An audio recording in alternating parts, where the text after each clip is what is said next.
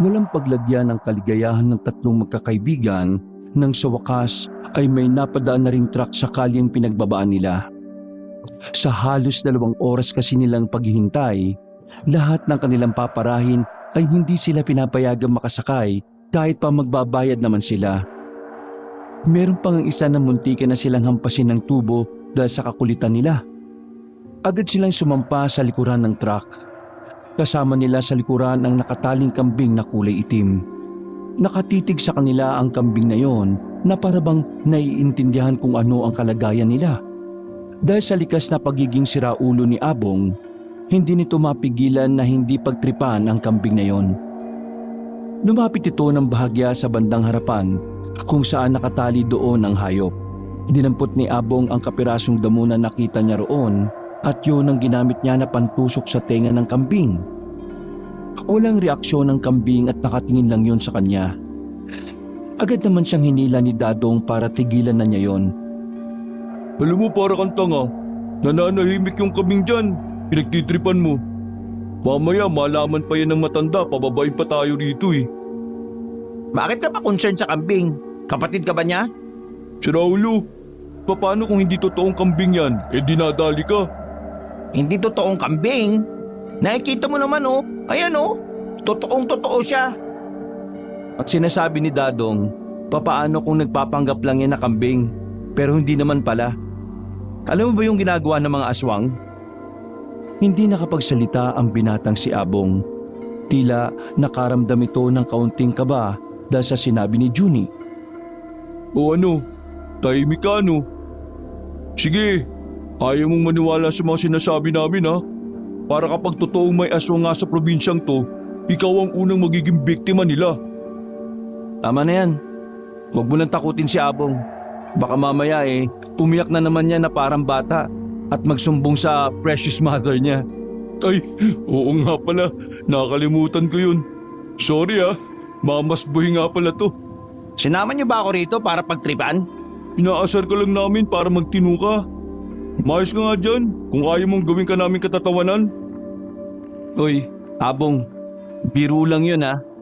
Ikaw naman masyado kang seryoso. May ba nga tayo, Juni? Malapit na ba tayo sa barangay na pupuntahan natin? Medyo malayo-layo pa. Pero ang mahalaga naman ngayon may nasakyan na tayo. Curious talaga ako, pre. Totoo ba ang sinasabi ng lolo mo na may kalamansing kulay ginto sa pupuntahan natin? Ang pagkakaalam ko, green lang ang kulay ng kalamansi. Tapos nagiging dilaw kapag nahihinog. Ganyan din ang pagkakaalam ko, Abong. Pero ayon kay Lolo, espesyal daw ang kalamansi na kulay ginto.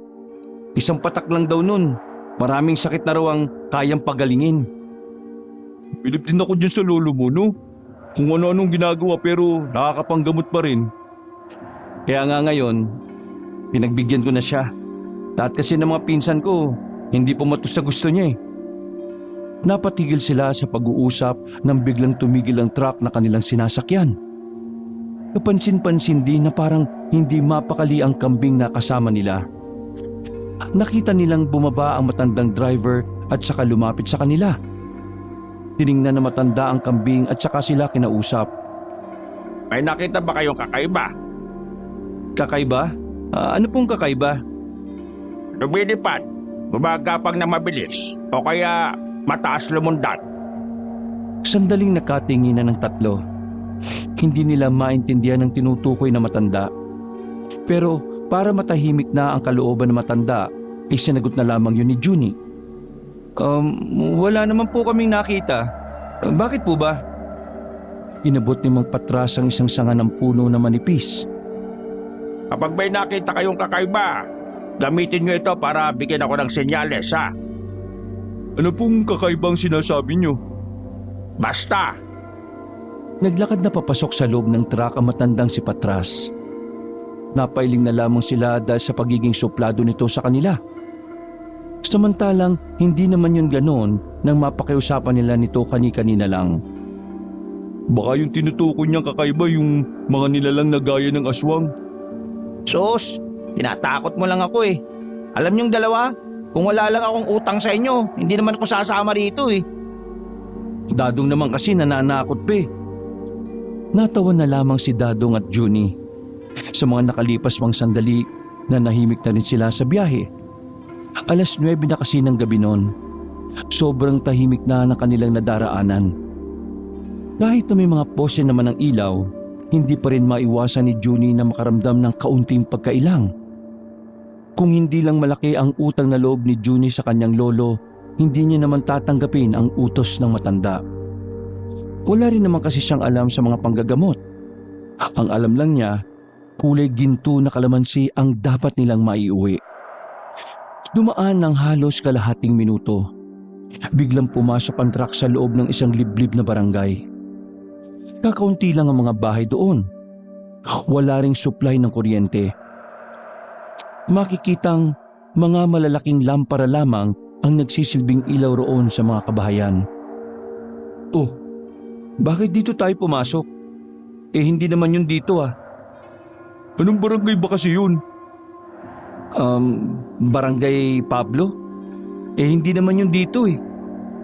Tumigil ang truck sa harapan ng isang simpleng bahay. Yari sa kahoy, isang palapag lamang pero mahaba ang bahay. Pagbaba ng matanda, muli sila nitong pinuntahan. Hindi na ako makakatuloy sa Barangay Pablo dahil naantok na rin ako eh. Mahirap na, baka makatulog ako sa biyahe at maaksidente pa tayo. Dito na muna kayo sa bahay. Bukas ng umaga gigising ako ulit para bumiyahe papunta sa kung saan man kayo tutungo. Ganun po ba? Sige po, mas mabuti nga sigurong makapagpahinga na muna kayo. Sandaling ibinaba ni Mang Patras ang kambing. Sumunod na rin bumaba ang magkakaibigan, dala ang kanilang mga gamit. Nagulat naman si Junie nang biglang silang tanungin na matanda. Hindi kasi nila pwedeng sabihin kung ano ang kanilang pakay sa barangay na kanilang pupuntahan. Ano ba ang pakay ko sa Barangay Pablo? Ano po, may kamag-anak po kasi ako ron. Paninirahan po kami doon ng ilang araw. Bakasyon lang po kumbaga.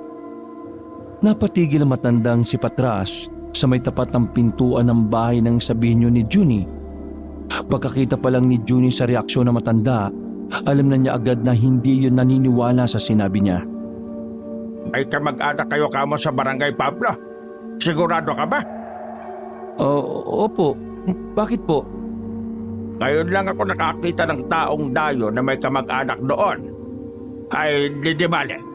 Kung may kamag-anak nga kayo roon, sige. Binuksan na lamang ni Mang Patras ang pintuan. Sinindihan na muna nito ang malaking lampara na nasa gilid ng pintuan. Pasensya na kayo sa bahay ko ha, magulo pa. Hindi kasi ako nakapaglinis dito kanina bago ako umalis eh. Isa pa, wala naman akong ibang kasama rito. Nasan po yung pamilya ninyo? Uy, para kang tanga. Huwag kang nga magtanong ng mga personal na bagay. Ayos lang. Wala na akong pamilya. Yung misis ko, 4 na taon nang namatay. Sa bato. Wala rin naman kaming anak. Kaya nang mawala siya, wala na akong kasama sa buhay.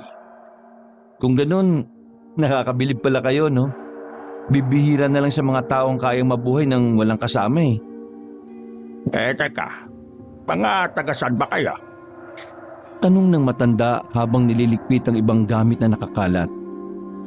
Taga Maynila po. Maynila ka ba? Opo, bakit po? Kung taga Manila kayo, hindi kayo dapat nagtitiwala sa kahit na sinong makakasalamuhan nyo rito sa probinsyang ito. Kahit sa akin, hindi kayo dapat na magtiwala. Kahit hindi nyo alam, ang nakakaharap na ninyo aswang na pala. Seryoso ang pagkakasabi ni Mang Patras, kaya hindi nila maiwasang hindi makaramdam ng kaba. Lalong-lalo na si Abong na mula nang dumating sila roon ay parang kabadong-kabado na. Pero huwag kayong mag-alala, hindi naman ako aswang. Ang aswang takot sa bawang, pero ako hindi. Hindi naman kasi talaga ako aswang. Hinawakan pa ni Mang Patras ang bawang na nakasabit sa tapat ng pintuan. Ibig sabihin po ba nito, may mga aswang po talaga rito? Huminga ng malalim ang matanda at umupo sa katre na medyo maalikabok na. Hindi yun nagsalita. Naramdaman na lang nilang tatlo ang takot. Oo, may aswang dito. Pero matagal na silang hindi nagpaparamdam. Ang sabi-sabi ng mga kilalang albularyo rito, umalis na sila sa probinsyang ito. Pero ang paniniwala naman ng karamihan, nandito pa rin sila. Sadyang hindi lang talaga sila matagpuan kasi wala nang mga manunugis na humahanap sa kanila noon. Nasa na po ba yung mga manunugis? Ang iba, nagbagong buhay na.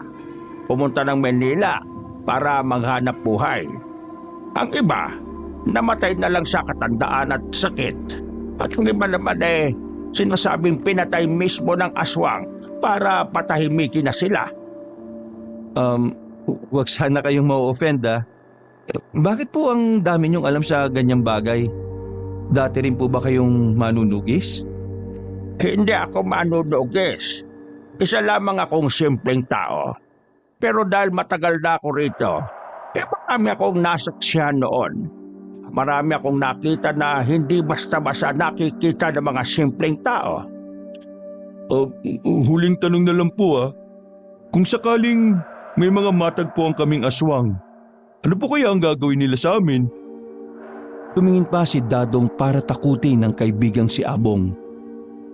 Marami silang pwedeng gawin sa inyo.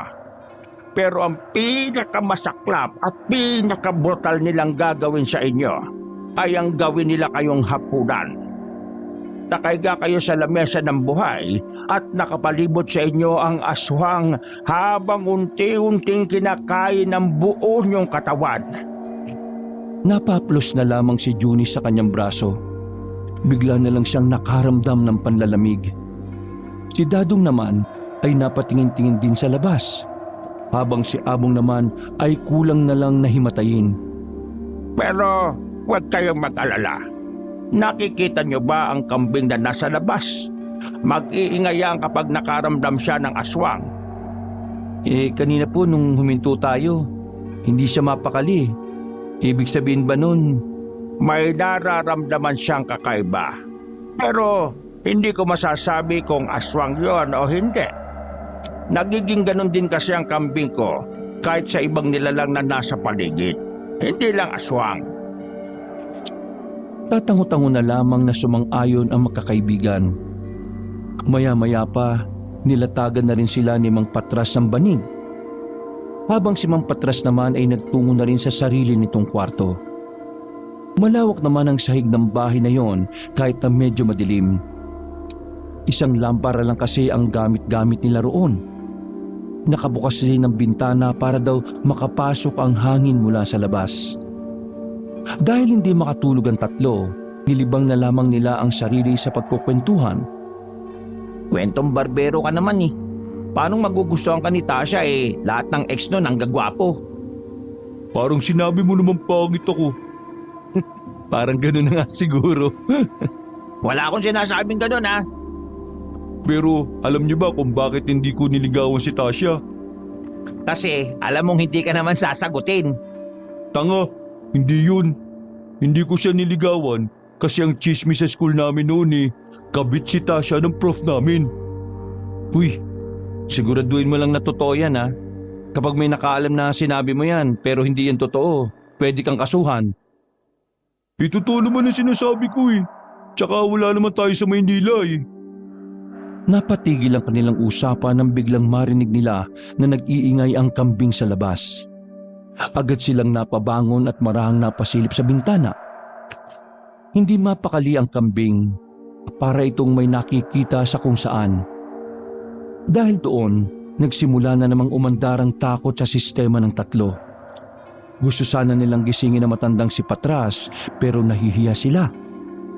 Tingin nyo, may aswang na kaya?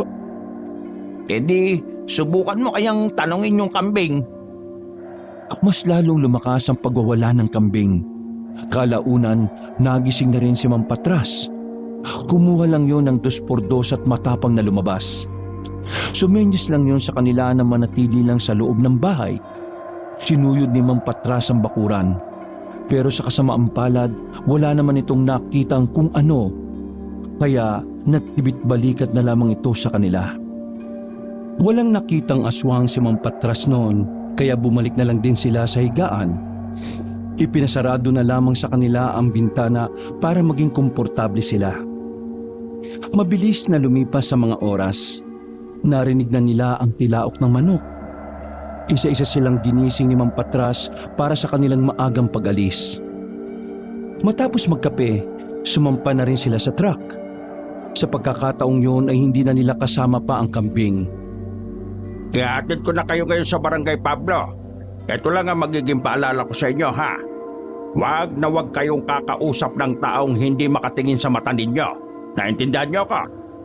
Sige po, tatandaan po namin yan. Pero may tanong ko na lang din po. Ano po bang pangalan ninyo? Mula nung magkita po tayo kagabi, hindi po kayo nagpakilala. Diyos ko, pasensya na kayo. Sobrang makakalimutin na kasi talaga ako. Pero Mang Patras na lang ang itawag ninyo sa akin. Sa ganyang pangalan lang din naman ako kilala ng mga kakilala ko. Junie naman po ang pangalan ko. Ito naman po si Dadong at ito naman po si Abong. Kinagagala ko kayo makilala. At sana hindi pa itong huli nating pagkikita. O tara na. Papasok na ako at paandarin ko na itong sasakyan at nang makaalis na rin tayo. Tahimik ang tatlo na magsimula na silang bumiyahe. Wala silang nararamdaman na kabahan ng mga sandaling yun. Sobrang gaan ang kanilang kalooban. Tila ba perpekto ang araw na bumungad sa kanila. Dakong 7:00 na ng umaga, dumungaw si Mang Patras sa kanila sa likuran at sinabing malapit na raw sila. Dito na nagsimulang kabahan si Junie. Hindi niya kasi alam kung papaano nila gagawin ang pakay nila roon. Basta't ang sabi sa kanya ng kanyang lolo, kailangan nilang mahanap ang matandang babae na si Aling Mirna. Ang matandang yun daw ang nakakaalam kung saan makakakuha ng gintong kalamansi. Hindi nagtagal, tumigil na rin sila sa tapat ng barangay na may malaking arko na nakalagay. Nakatingala pa sila habang binabasa ang nakasulat na pangalan ng barangay. Sigurado na sila na yun na nga yun. Kanya-kanya na rin silang baba. Ganon din naman si Mang Patras. Mang Patras, maraming salamat po talaga sa kabutihan ninyo, ha. Kung hindi dahil sa inyo, hindi kami makakarating dito. Kapag nagkaroon kayo ng problema rito, pwede kayong bumalik sa akin. Paano po? Hindi namin alam yung daan pabalik. Nagagawin din naman ako sa barangay dito paminsan-minsan. Tiyempuhan nyo na lang ako. Ganun po ba? Sige po, maraming salamat po ulit. Bumuntong hininga si Mang Patras. Sumilip ito sandali sa loob ng barangay. Maging sila Junie ay napansin din na nakatingin sa kanila ang mga tao. Isa pang paalala, huwag na huwag kayong kakain ng karne sa lugar na hindi nyo alam kung anong kultura ang meron. O sige na, alis na ako, ha. Kailangan ko na rin umuwi para makapag-deliver ng mga gulay. Nagmamadali ng umakyat ng truck ang matanda. Tumingin lang yun ng seryoso kay Junie na parabang may gusto itong sabihin sa kanya. Tatanungin pa sana yun ni Junie pero agad na itong umandar. Parang may gustong sabihin si Mang Patras, ano? Parang hindi niya lang masabi kasi may pumipigil sa kanya. Baka kasi alam niyang hindi naman tayo ligtas dito. Di tinatakot mo na naman yung sarili mo. Bakit ako matatakot? Sige, lukuhin mo pa sarili mo. Tama na nga yan. Ngayon nandito na tayo. Kailangan na lang natin mahanap yung matandang si Mirna. Pero hahanap din muna tayo ng apartment na matitirhan dahil mukhang magtatagal tayo ng mga ilang araw dito. Gano ba kasi talaga kahalaga yung kalamansi na yan? Bakit parang handa kayong ibuwis ang buhay ninyo? Mapapakinabangan kasi yun ni Lolo sa maraming bagay ng panggagamot. Ayaw mo ba sumama? Pwede ka naman ang umuwi. Baliw ka ba? Nandito na ako eh. Para pagkatapos nito bayad na ako sa utang ko sa inyo. Di kung ganun, tara na. Naglakad na sila papasok sa loob ng barangay. Seryosong nakatingin sa kanila ang mga naroon na parang unang beses lang nakakita ng mga tao. Hindi na lamang nila yun pinansin dahil maging sila rin ay hindi komportable sa mga tingin nila. Sa kanilang paglalakad, may napagtanungan silang isang matandang babae. May kaunting puti na ang buhok. Hindi pa naman sobrang tanda pero halatang senior citizen na rin. Magandang umaga sa inyo. Ako nga pala si Aling Lumen. To, mga tagasan pa kayo? Mga taga Maynila po kami. Mga ano po kami? Mga time travel po kami. Tumatawid po kami sa nakaraan papuntang kasalukuyan. Aray! Maayos ka nga. Andito tayo para hindi makipaglokohan ha. Nay, mga traveler po kami. Yung pong mga nagpupunta-punta sa iba't ibang lugar para makadiskubre ng magagandang tanawin o pasyalan. Nako, siguradong kailangan nyo na matutuluyan yan. Ang mabuti pa, sumama kayo sa akin at meron akong bakanting bahay na pwedeng ipagamit sa inyo. Mura lang akong maningil kaya huwag kayo mag-alala. Sige po. At nang makita namin ang bahay na sinasabi po ninyo. Sumunod na sila sa matanda. Nagtataka sila nung mga sandaling yon na parang nag-iba ang mood ng mga tao roon. Nang marinig na taga Maynila sila, parang sumigla at sumaya ang mga residente. Ang sabi lang sa kanila na matanda, ganun daw talaga ang mga tao sa kanila kapag may dumadayo sa barangay nila. Masayahin. Ito ang bakanting bahay ko. Hindi naman kalakihan pero hindi rin naman kaliitan. Sabihin nyo lang kung ayos na ito sa inyo. Hindi naman na kayo talo kasi maayos naman kahit na yari sa kahoy. Lumayo muna saglit ang magkakaibigan at pabulong silang nag-usap. Ayos na ba sa inyo yan? Yung banyo nasa labas eh. Ganyan naman talaga nasa probinsya. Gusto mo, sa banyo ka nalang matulog para hindi ka nalalabas kapag naiihi ka sa madaling araw. Ayos na siguro yan. Para hindi na rin tayo mahirapan pang maghanap ng matutuluyan. Ang laki ng bintana oh. Papapasok tayo dyan na magnanakaw eh. Tanga, malamang isasara mo yan, no? Abong, huwag ka na maarte. Ang mahalaga may matutulugan na tayo mamayang gabi. Wala nang nagawa si Abong nang balikan nila si Aling Lumen. Pumayag na sila agad para hindi na rin sila lalayo. Nang may abot ang pera sa matanda, ay umalis na rin yon matapos sabihin ng ilang mga paalala. Pagpasok nila sa loob ay inilapag na muna nila ang kanilang mga gamit. Maaliwalas ang paligid, sariwa ang hangin at maraming ding mga tanim na halaman at gulay. Sobrang nakaka-relax ng lugar na yon para kay Junie. Lalabas lang ako. Bibili lang ako ng almusal natin.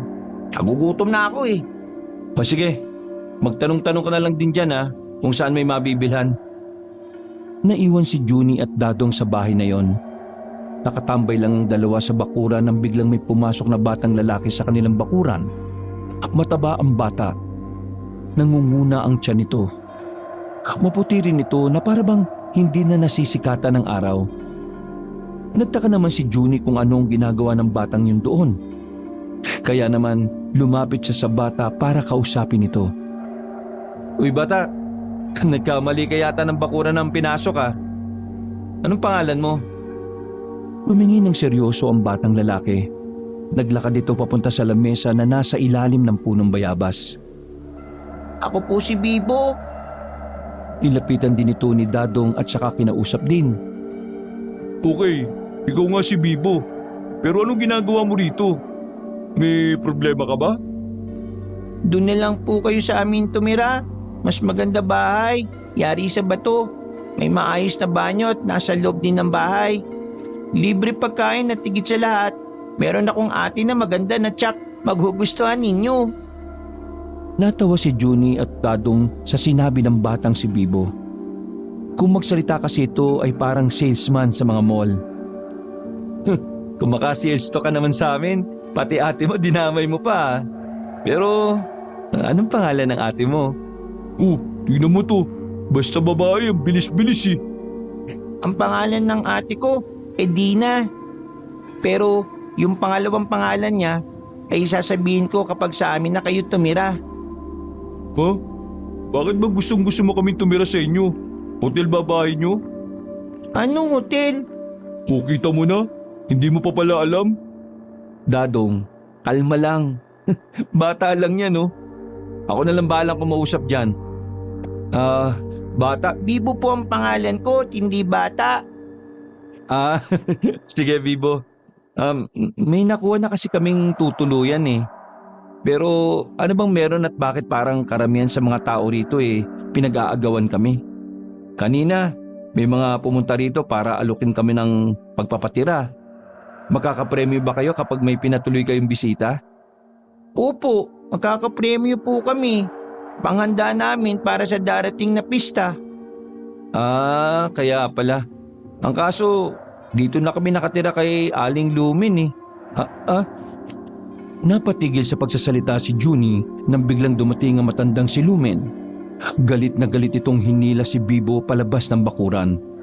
Para bang sobrang bigat ng kasalanan ng bata para mandisik ang mata ng matanda.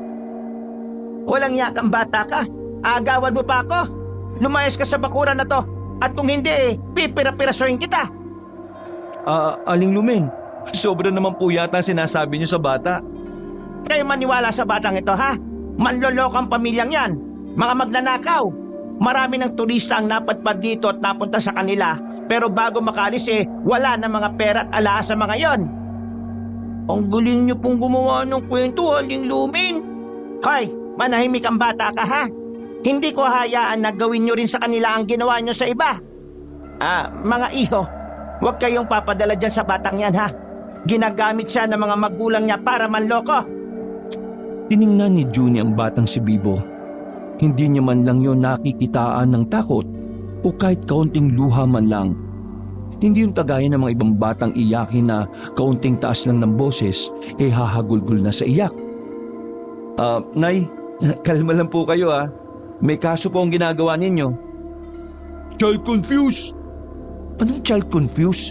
Baka child abuse? Wala akong pakialam. Hindi niya kayo pwedeng maagaw sa akin dahil hindi kakayanin ng konsensya ko na pabayaan kayo sa mga manlolokong ito. Aling Lumin, lahat po tayo dito manloloko. Alam natin sa isa't isa kung ano po ang ginagawa natin. Kaya wag po kayong... Hindi na natapos ng bata ang kanyang sasabihin nang dumating ang isang dalaga na parang kasing kulay na ng gata sa sobrang puti. Tinakpan nito ang bibig ni Bibo at saka humingi ng paumanhin. Pasensya na po sa inyo. Huwag niyo na lang pong pansinin ng mga sinasabi ng kapatid ko. Pasensya na talaga. Pwede ba? Itali niyo na nga yung batang niya para hindi na nakakapaghanap pa ng biktima din niyo. Kaaga-aga iniinis niyo ako Tumangon na lang ang dalaga at nagmamadali na itong makalis. Pag-alis ng dalawa ay biglang bumalik ang magandang mood ni Aling Lumen. Pangiti-ngiti na yon sa kanila. Pasensya na kayo ha. Nag-init lang ang ulo ko. Sige na, babalik na ako sa bahay ko. Pumasok na kayo doon sa loob ng bahay niyo. Sige po. Salamat to. Grabe. Ang weirdo naman ng matandang yun. Paano nyo kaya na ibabalik yung mood niya mula sa pagiging good mood sa loob lang ng ilang segundo? Pumasok na lang ang dalawa sa kanilang bahay. Baka kasi kung mananatili pa sila sa bakuran, meron na namang lumapit sa kanila para alukin silang patirahin. Sa loob ng bahay, meron silang nakitang papel na nakaipit sa siwang ng haligi. Nang mabasa nila yon, ay nakita nila ang nakasulat sa loob. Barangay na walang kalamansi? Sabi sa sulat, wala raw kalamansi dito. Pinagbabawal. Bakit pinagbabawal? Ano kayang meron sa kalamansi Di kung walang kalamansi dito, paano kaya natin mahahanap yung kalamansing kulay ginto? Naku, yun lang. Sandaling napaisip ang dalawa. Maya-maya lang, narinig na lang nilang kararating lang ni Abong galing sa pamilihan. May dala-dala nitong tinapay at mga instant na kape. Nakasimangot ang mukha nito na parabang merong nakaaway. Bakit ganyan ang mukha mo? Ang pangit. Anyari sa lakad mo? Parang tanga yung mga tindero na nadadaanan ko Ang sabi ko, kailangan kong pang-almusal. Inalok-alok ako ng karne. Parang mga hindi nakakaintindi ng mga hinayupak na yun Galit na galit ka. Sinong hindi mapipikon?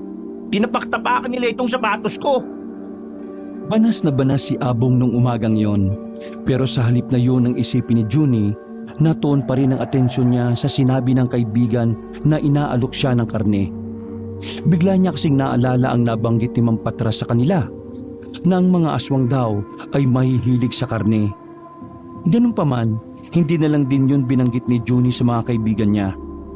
Ayaw niya muna kasing dagdagan pa ang mga bagay na iniisip nila. Pagkatapos ng kanilang almusal ay nagpahinga na muna sila. Natulog si Dadong at Abong, habang si Juni naman ay nagsibak na lamang ng kahoy sa kanilang bakuran. Sa kalagitnaan din ng kanyang pagmumuni-muni, muli niyang nakita ang batang si Bibo sa tapat ng kanilang bahay. Sa pag-aalala na baka makita ulit yun ni Aling Lumen, nagmamadali niyang nilapitan ng bata para paalisin. "Uy, bata! Umuwi ka na sa inyo. Baka mamaya makita ka na naman dito ni Aling Lumen. Nakko, kawawa ka na naman." Walang sinabi sa kanya ang bata at tumingin lang ito sa kanya ng seryoso. "Hindi mo ba ako narinig?" Bahala ka. Hindi naman ako ang mabubulyawan eh." Maglalakad na lang sana pabalik ang binata sa ginagawa na magsalita na si Bibo. Hinawakan pa nito ang kamay niya. Sa amin na lang kayo tumira, mas ligtas doon. Bumuga ng malakas na hangin si Juni. May halong irita na ng tingnan niya ito. May halong irita na ng tingnan niya ang bata. Kung pwede nga lang niya yung kutusan, ay baka ginawa na niya. "Kung pera ang habol nyo, kaya gusto nyong sa inyo kami tumira, nako, wala na kaming pera. Sakto na lang talaga yung pera namin at ibinayad na namin yung dito." Wala kaming pakialam sa pera. Ang kulit ng batang to ah. O sige, ganito na lang. Titira kami sa inyo sa isang kondisyon. Anong kondisyon? Titira kami sa inyo kung sasabihin mo sa akin kung saan nakatira si Aling Mirna. Tila sandaling napaisip ang bata. Parang inaalala pa nito kung may ganun bang pangalan na nakatira sa Barangay Pablo. Salubong ang kilay ng bata nang tumugon ito. Aling Mirna? Wala akong kilalang Aling Mirna eh. O yun ang assignment mo sa akin ha. Kapag nalaman mo kung nasaan si Aling Mirna, o yun ang assignment mo sa akin ha, alamin mo kung saan nakatira alamin mo kung nasaan si Aling Mirna. Ano bang kailangan nyo kay Aling Mirna na yan? Sikreto na yun. Ngumisi si Juni sa batang si Bibo. Iniwan na niya roon ang bata at itinoon na lamang ang atensyon sa pagsisibak ng kahoy. Kinahapunan, makailang ulit nang may pumunta sa kanilang tinitirhan para alukin sila na patirahin. Ang iba pa nga ay nagsasabing hindi na kailangan magbayad. Pero dahil sadyang palaban si Aling Lumen, nanatiling naroon pa rin ang tatlong magkaibigan. Sa halip na nasisimulan na nila ang paghahanap sa kalamansing kulay ginto, hindi sila makalabas ng bahay dahil nasa bakuran pa lamang sila ay may lalapit na sa kanilang tao. "Abong, bili ka nga muna sa labas. Ikaw ang magaling umiwas eh. Basta, huwag kang bumili ng karne ha. Gulay lang ang uulamin natin. O kung may isda isda na lang." Bakit hindi pwedeng karne? Kanina ang dami nag-aalok sa akin ng karne. Ang sabi ni Mang Patras, huwag na huwag tayong kakain ng karne, di ba? Sus! Naniwala ka naman dun. Sumunod ka na lang. Hindi naman tayo taga rito kaya wala tayong alam. O sige na, sasama na ako. Mukhang walang gagawing tama tong taong to eh. Tara na! Sabay na lumabas ang magkaibigan. Sakto naman na wala na rin ang mga nag-aabang sa daan para kumbinsin sila. Nang makarating sila sa palengke, nakita nila ang babaeng si Edina. Napatingin din yun sa kanila kaya sandali silang napatigil. Itanong mo nga dyan, pre, kung kilala niya si Aling Mirna. Wag, maraming tao. Baka mamaya may makaalam na hinahanap natin yung kalamansing kulay ginto. Naglakad sila palapit sa babae. Lalagpasan na sana nila si Edina pero bigla sila nitong tinawag. Napalingon ng dalawa at kunwari pang hindi nila alam na sila ang tinatawag ng dalaga. Kami bang kinakausap mo? Oo. May kailangan ka ba sa amin? Baka isa ka rin sa may gustong kumbinsihin kami ha? Hindi. Ano? Bakit kayo nandito? Tulad ng sinabi namin kay Aling Lumen, Mga traveler kami. Pansamantala lang kami sa barangay ninyo. Ilang araw lang uuwi na rin kami. Umuwi na kayo. Hindi kayo ligtas sa barangay namin. Ha? Paano hindi ligtas? Masasama ba kayong tao? Lahat ng nandito sa barangay Pablo, hindi nyo dapat pinagkakatiwalaan. Sa darating na pista, lahat ay magiging masama at maghahangad sa isang nakakatakam na biyaya. Sandali. Seryoso ka ba sa mga sinasabi mo, miss? Ano ba yan? Line sa mga horror movie o baka line ni Robin Padilla na sa hindi sumikat na palabas? Binibigyan ko na kayo ng babala. Kung ayaw niyong umalis, manatili kayo sa amin para makaligtas kayo. Di lumabas din ang totoo. Gusto mo lang din kaming maagaw kay Aling Lumen.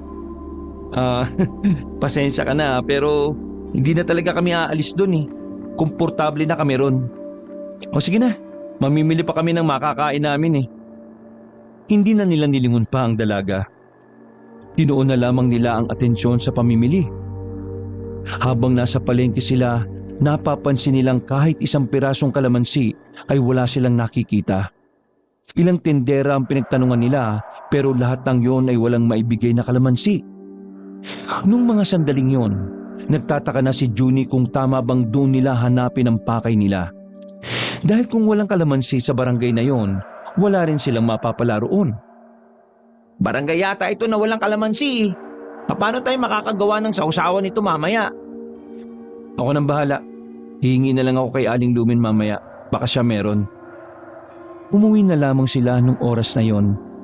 Pagdating nila ay agad na pinrito ng magkakaibigan ang 10 talong na kanilang binili. Dakong alas 7 na nang maihanda ang kanilang kakainin. Hindi kumpleto ang kainan nila kapag walang kasamang kalamansi ang sili at toyo. Kaya naman nagpusang loob na rin si Junie na lalabas para puntahan si Aling Lumen. Tutal, hindi rin naman kalayuan ang bahay na matanda sa kanila. Aling Lumen? Aling Lumen? Nandyan po ba kayo? Bukas ang pinto sa loob ng bahay. Pero nakakalimang minuto na siyang nakatayo roon ay wala namang lumalabas. Sumilip ang binata sa bintana. Nakita niya ang loob ng bahay.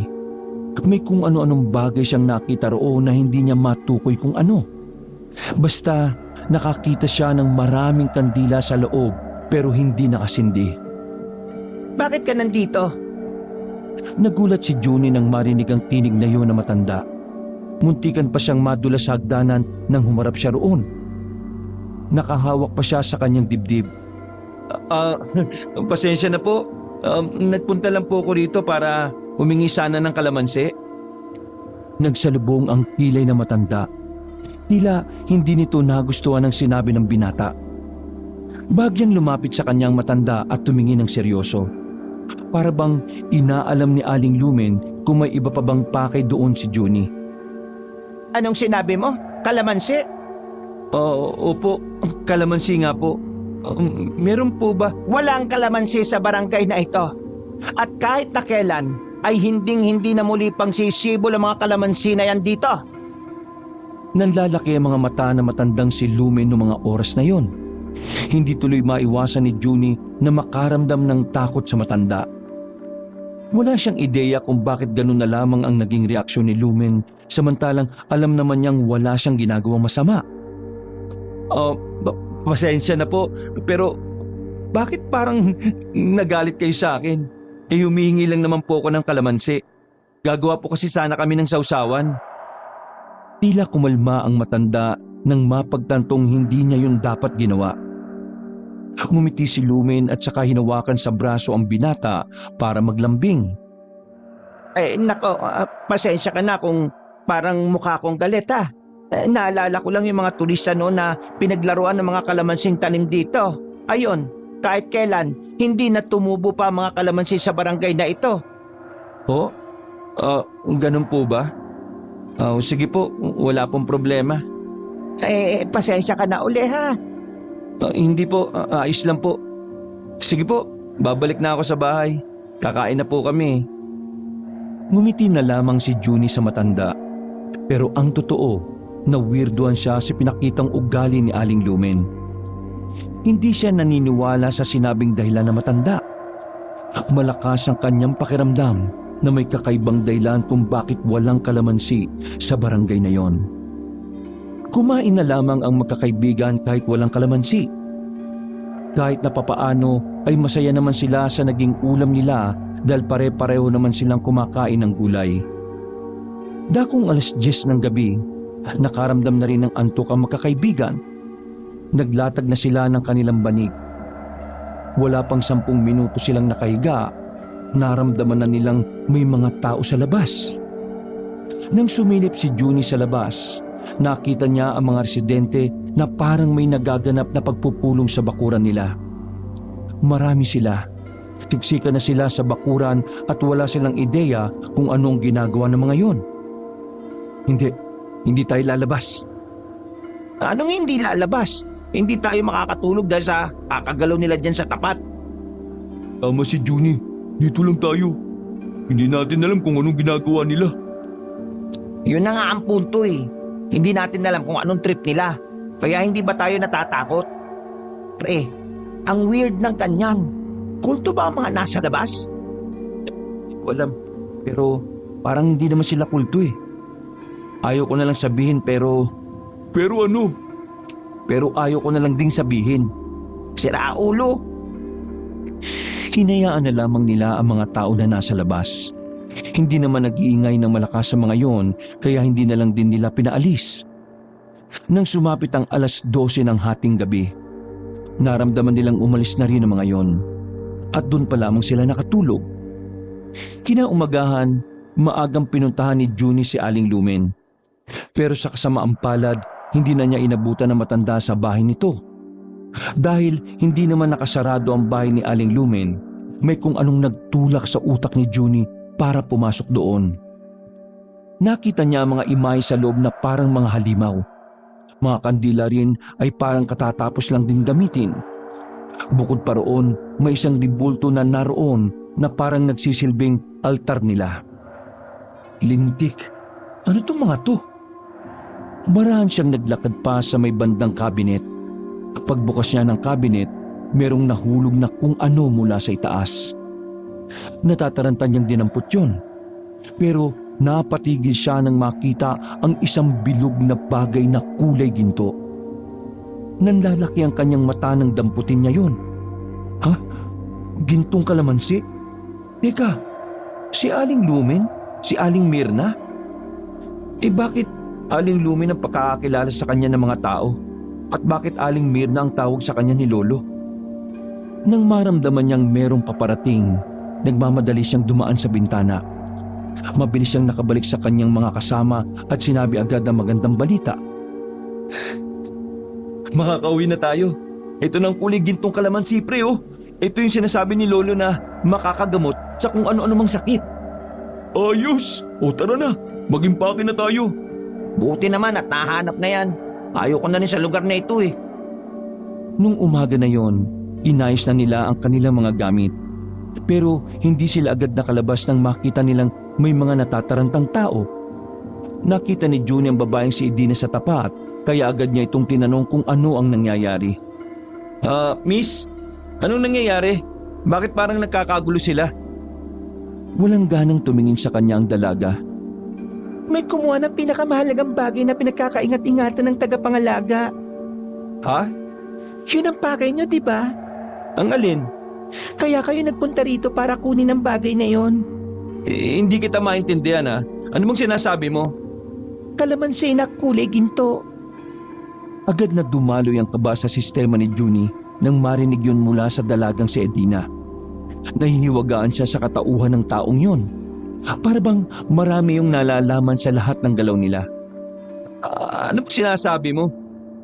Ang kalamansi na pinakaiingat-ingatan ng mga aswang. Teka, sinasabi mo bang aswang si Aling Lumen? Magsasalita pa sana ang babae nang bigla itong maglakad palayo. Nakita na lamang ni Junie na paparating na pala si Aling Lumen. Tumakbo papasok ng bahay si Junie at sinarado niya ang pinto. Paparating si Aling Lumen, dali! Dali! Magkunwari tayo natutulog! Parang mga timang na bigla-bigla na lamang nagyakapan ng tatlo habang nakahiga sa sahig. Kinabahan ng magkakaibigan nang marinig nila ang malalakas na katok ni Aling Lumen sa kanilang pintuan. Nagtuturoan at nagbubulungan pang tatlo kung sino ang magbubukas ng pinto. Ay nabahala dyan, labas ako dyan ha. Ikaw na, Johnny. Ikaw naman kumuha ng ano eh. Mga walang ya talaga kayo, kahit na kailan, mga duwag. Kung hindi tayo magbubukas ng pinto, lalo sila maghihinala. Dali na pre. Walang choice si Junie. Kahit na kinakabahan, pinilit na lang niyang lakasan ng loob. Pipikit-pikit mata niya pang binuksan ng pinto para kunwari ay kagigising lang nila. Magandang umaga po, Aling Lumen. Ano po meron? Tumingin sa kanya ang matanda ng matalim. Sa tingin na yun ay ramdam na niya talaga ang nag-aalab na galit ni Aling Lumen. Lumabas ba kayo ngayong umaga? Hindi naman po. Bakit po? Tiningnan ni Aling Lumen ang suot nilang nakapangalis. Lumakas ang tibok ng puso ni Junie dahil nababahala siyang baka magtaka agad ang matanda dahil sa suot nila. Actually, ngayon pa lang po kami lalabas. Maghanap po sana kami ng mapapasyalan kaya kami nakapangalis. May hahanapin lang ako sa bahay kong ito. Suminya si Aling Lumen sa mga kasama nitong lalaki na namumutla ang muka at namumugto ang mga mata. Wala nang nagawa pa si Junie. Kinakabahan siya dahil iniisip niya na baka mahanap ni Aling Lumen kung saan ang kalamansing kulay ginto. Hinalughog noon ang kanilang mga gamit. Bungkal ng bungkal sa kanilang mga bag. Mawalang galang na po pero nagbayad po kami sa inyo. Ibig sabihin, kami po muna ang may karapatan sa bahay na ito. Hindi po yata tama na guluhin niyo yung mga gamit namin. Pwede niyo po bang sabihin sa amin kung ano yung hinahanap ninyo? Pumigil na ang matanda pero galit na galit pa rin ang mukha ni Aling Lumen. Hindi nyo na kailangang malaman. Aalis na ako. Parang wala lang nangyari nang lumabas na ng bahay na yon si Aling Lumen. Nakahinga naman ng maluwag ang magkakaibigan. Naligo sa pawis si Dadong at Abong dahil sa pagiging tensyonado. Kailangan na nating umalis dito. Ibang pakiramdam ko rito eh. Pakiramdam ko, hindi mga tao mga nasa barangay na ito. Anong sinasabi mong hindi tao? Anong tingin mo sa kanila, alien? Aswang! Biglang natamemi si Dadong at Abong sa sinabi ni Junie. Kahit magpanggap ang dalawa na hindi kinakabahan, kitang-kita sa mga mukha nila ang takot na nararamdaman. Nakausap ko si Edina sa labas. Ang sabi niya, itong kalamansi na kulay ginto, mabisang panggamot daw sa yanggaw. Ang yanggaw ay yung ginagawa ng mga aswang sa mga tao para gawin din silang aswang. At yung kalamansi na yon, itatago daw ng mga aswang para walang makapangontra sa pangyayanggaw nila. Ibig sabihin, kaya itinatago ni Aling Lumen o Aling Mirna ang kalamansi ay dahil isa siyang aswang. Aswang ang mga taong nandito. Nakita ko rin yung loob ng bahay ni Aling Lumen. May mga imahe doon ng mga pangdemonyo at halimaw. Kaya palagay ko, aswang talaga si Aling Lumen. Nakatunganga at nakangangalang ang dalawa niyang kaibigan habang sinasabi niya ang mga bagay na yon. Ano daw? Ay nako, ang tatangan niyo naman. Ang sinasabi ko lang, si Aling Lumen ay si Aling Mirna din. At si Aling Lumen, isang aswang, pati na rin yung mga tao rito. Napakagat na lang sa daliri si Abong. Umaatake na naman ang pagiging matatakotin nito. Kung ganun, humingi tayo ng tulong kay Mang Patras. Nasaan? Wala di ba? Ano nga gagawin natin ngayon? Makakalis ba tayo kagad? Hindi tayo aalis ngayon. Makakalata sila. Mamayang gabi, saka tayo kukuha ng tamang pagkakataon para makaalis. Ang mahalaga naman ngayon nandito na sa atin ang kalamansi na pinapahanap ni Lolo sa atin. Kainis. Nangutang na lang sana ako sa kahit na sino para makabayad ako sa mga utang ko sa inyo. Di sana wala ako rito ngayon. Wala namang magagawa yung pagmamaktol mo . Ito nga si Dadong sumama ng walang kapalit. Kasi tunay na kaibigan ako. Gumisi na lamang si Abong. Noong mga sandaling yon, kahit kating-kati na silang umalis ay hindi nila magawa. Kahit saan kasi sila tumingin, parang may nagbabantay sa kanilang paglabas. Alam din nila na pinaghihinalaan sila ng mga taga roon. Nang sumapit ang gabi, Nagulat na lamang sila na makita ang magkapatid na Edina at Bibo sa bintanang nasa gilid ng kanilang bahay. Mapuno at maraming halaman naman ang naroon kaya walang nakakakita sa dalawa mula sa labas. Uy, anong ginagawa niyo dyan? Para kayong mga saraulo dyan Abong, bibig mo naman. Miss, bakit? Anong problema? May kailangan ba? Gusto niyo nang umalis, diba? Paano mo nalaman yan? Dakilang chismosa ka rin dito, ano? Oo nga, gusto na naming umalis. Pero hindi naman kami makakalayo eh. Parang nakabantay sila sa amin eh. May alam akong paraan. Teka, tutulungan mo kami? Oo. Nako, duda ako dyan Sige nga, bakit mo kami tutulungan? Para masolo mo kami Aswang din kayo Magtitiwala ba kami sa inyo Katulad din nila kayo? Kung ayaw nyo, bahala kayo. Teka, sandali. Lumapit si Junie sa bintana. Aswang din ba kayo? Opo, aswang kami. Ano naman ngayon? Aba, ang angas itong batang to. Uy, ang epal mo, manahimik ka nga. Parang timang Mga aswang kami, pero hindi naman kami katulad ng iba. Ibang angka ng pinanggalingan namin.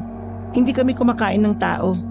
Si Aling Lumen, siya ang kanang kamay ng pinunong aswang dito.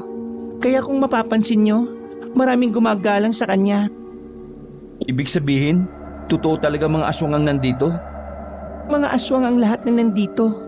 Pero ngayon, isa akong tao. Tao kaming lahat. Pero aswang pa rin kayo. Tao kami ngayon. Ang gulo mo naman, miss. Meron kaming 5 taon na tinatawag na penitensya. Sa penitensya, lahat kami ay magpapakatao. Ibig sabihin, normal na tao kami sa loob ng 5 taon. Katulad ninyo. Mawawala ang dugo ng aswang sa katawan namin dahil sa isang malawakang ritual na ginagawa bago ang penitensya. Kapag normal na tao na, ang kinakain lang namin ay karne ng hayop. Hilaw na karne.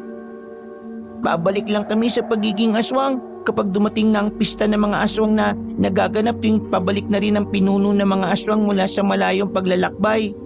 At ang pista na yon ay magaganap na sa paparating na Sabado. Ang dahilan kaya kayo pinag-aagawan ng mga taga rito ay dahil kung sino mang makakakuha sa inyo ay may gantimpala sa pinuno sa pagbabalik niya. Gagawin kayong alay sa kanya. Pero sinabi nitong batang to na para daw may maihanda kayo sa pista. Kaya nyo kami gustong tumira dito. Ihanda nyo kami sa pista? Inaamin namin na tinangkarin namin na maging handa kayo sa araw na yon. Pero kagaya ng pinagmulan naming angkan, hindi pa rin namin kayang kumain ng karne ng tao. Kaya naman naisipan namin na tulungan na lamang kayo. Kagaya ng laging paalala sa amin ng mga nakakatanda sa amin. Walang kasalanan sa amin ng mga tao. Hindi nyo kami kalaban. Mabuti kaming aswang. Kung ayaw nyong maniwala sa amin, kayo ang bahala. Pero kung gusto nyo makatakas dito, kailangan nyo magtiwala sa amin. Parang matanda na ito magsalita Sandaling napaisip si Junie. Aminado rin naman ito na kahit mukha namang matitino ang magkapatid, naroon pa rin ang pagdududa niya. Iisa lang kasi ang tingin ni Junie sa mga aswang. Ang iniisip niya kasi, kapag aswang ay mababangis at talagang walang awa kung pumaslang. Mamayang 9:00, mababawasan ang mga matang nagbabantay sa inyo. Magkakaroon kasi ng pagpupulong ang mga aswang sa ilog. Gagamitin natin pagkakataon yon para makaalis tayo. Pre, wala na tayong choice. O sige, magtitiwala kami sa inyo Pero sa oras na may gawin kayong masama sa amin, hindi kami magdadalawang isip na tudasin kayo. Ihanda nyo na ang mga sarili ninyo. Mamaya aalis na rin kayo. Sandaling umalis ang magkapatid na si Edina at Bibo. Silang tatlo naman ay kaswal lang ang kilos sa loob ng bahay na parabang walang nangyayari. Napansin naman ni Junie na parang balisa ang kanyang kasamang si Abong. Agad itong nilapitan ng dalawa at inakbayan. Uy pre, hindi mo kailangang kabahan Kagaya ng sinabi ni Edina, lahat ng dito ay normal na tao pa lang. Sa Sabado pa sila babalik sa pagiging aswang nila. Kaya huwag ka na mag-alala. at naniniwala talaga kayo sa sinabi nila. Hindi tayo taga rito. Kayo na nagsabi na hindi tayo dapat nagtitiwala sa kung sino-sino. Pero ano ginagawa ninyo? Kung normal na tao lang sila ngayon at hindi pa sila nakakabalik sa pagiging aswang, edi hindi na natin kailangan ng tulong nila. Kakapanood mo ng bold sa computer shop eh. Hindi mo na nagigets ang sinasabi ni Junie. Yung dalawang magkapatid na yon, may alam sila rito. Mas kabisado nila kung saan tayo dadaan. Bumuntong hininga na lamang si Abong. Hindi na ito nakipagtalo pa sa dalawa. Dahil alam din naman itong walang mapapala ang argumento nila. Mabilis na lumipas sa mga sandali. Nakita nilang mangilan-ngilan na lamang ang nagpapabalik-balik sa labas. Bigla na ring lumipat ang mag-ati sa bintana. Dali-daling binitbit ng tatlo ang kanilang mga gamit. Hindi naman kinalimutan ni Junie ang kalamansi na nilagay niya pa sa isang garapon. Pasimple silang nakaalis sa bahay na yon. Idinaan sila ng magkapatid sa masukal at masikip na daan na puro halaman. Nang makalayo na sila, bigla na lamang silang nakarinig ng malakas na hiyaw. Napatigil si Edina at ang batang si Bibo sa paglalakad. Nanginginig sa takot ang magkapatid. Oh, bakit? Anong problema? Ano yung narinig natin? Dahan-dahang humarap sa kanila si Edina at Bibo. Kailangan nyo na talagang umalis. Bumalik na ang pinuno. Bumalik na ang hari. Kita nyo na? Sabi sa inyo hindi nagsasabi ng totoo yan eh. Akala ko ba sa Sabado pa? Alam ng lahat sa Sabado pa ang dating ng pinuno namin. Pero hindi namin alam kung bakit nandito na siya ngayon. Siguro dahil naramdaman niya na may kumuha na ng kalamansi. Kaya naman, kailangan nyo na talaga makatakas dito. Sige, sumunod kayo sa akin. Hindi. Pakaipahamak mo pa kami. Ngayon nagbalik na ang pinuno nyo, siguradong lahat dito babalik na sa pagiging aswang at kabilang na kayo ron. Kaya dyan lang kayo. Huwag na huwag kayong susunod sa amin ha. Mga aswang din kayo at mamaya lang pwedeng-pwede nyo na kaming kainin. Nagkakamali ka ng iniisip. Pasensya na Edina, pero tama si Abong eh. Ang hirap magtiwala sa inyo dahil aswang din kayo. Kaya pasensya na talaga ha. Huwag nyo na kaming sundan. Mag-iiba kami ng landas. Hindi, huwag kayong dadaan dyan. Dito ang tamang daan, maniwala kayo sa akin. Sorry miss ha. Sige na, bye na. Hindi pinakinggan ng tatlo ang babaeng si Edina. Ibang daan pa rin ang tinahak nila kahit na binigyan na sila ng babala ng magkapatid. Wala pang 10 minuto nang makalayo na sila, narinig nila ang sabay-sabay na paghiyaw ng mga aswang. Sa puntong yun ay alam na kagad nilang naging aswang na ang mga tao sa Barangay Pablo. Dahil sa pagkabahala, gumilid na muna ang magkakaibigan. Tila bigla na lamang nabahag ang buntot nila. Ramdam na ramdam nila ang galit ng mga aswang. Mukhang tama nga si Edina. Inagalit ng mga aswang yung pagkawala ng kalamansi na kulay ginto. Hindi tayo dapat matakot no. Focus lang mga pre. Focus lang. Focus ang putik. Paano ka makakapokus niyan? Puro tunog ng aswang yung maririnig mo. Wisit naman oh. Sinamantala nila ang pagkakataon na wala pang tao sa dinaraanan nila. Nagmamadali silang tumawid patungo sa kabilang daan. Pero hindi rin nagtagal, meron nang nakakita sa kanilang isang aswang. Natataranta silang tumakbo ng mabilis. Naalarma din ang aswang nang makita silang kumaripas. Takbo lang! Walang titigil! Ito na bang huli nating sandali? Kapag ako namatay dito, kayo ang una kong mumultuhin, mga sinaulo kayo! Narinig na lamang nila na lalong lumalakas ang mga hiyawan ng mga aswang. Para bang nag-uusap ang mga yon sa pamamagitan lang ng alulong.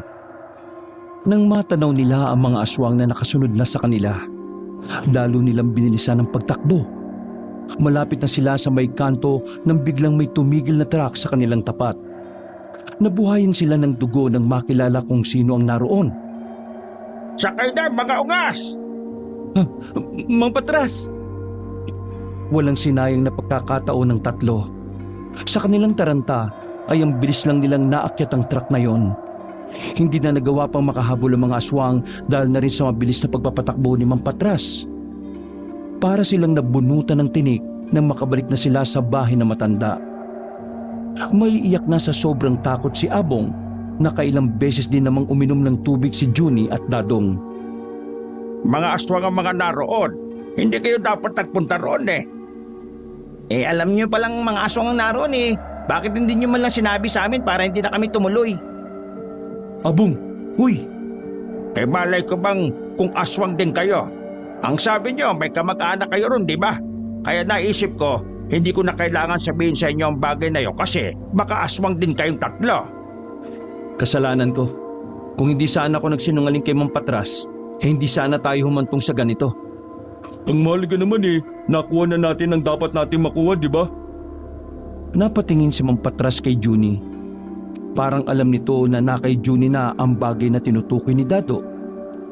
Eh ano ba talagang pinuntan nyo roon kung wala naman pala talaga kayo kamag-anak? Dahil nagkakandaletse-letse na rin naman ang kanilang buhay, naisipan na ni Juni na sabihin na lang din sa matanda kung anong totoo nilang pakay roon. Ang kalamansing kulay ginto ho, Kalamansing kulay ginto. isang espesyal na kalamansi na may kakaya makapaggamot ng yanggaw. Salubong lang ang kilay ni Mang Patras na parang hindi nito alam ang sinasabi ni Juni, kaya naman hindi na rin ito nag-usisa pa. Eh kung ano man yung sinasabi nyo, bahala kayo. Ang mahalaga ngayon nandito na kayo.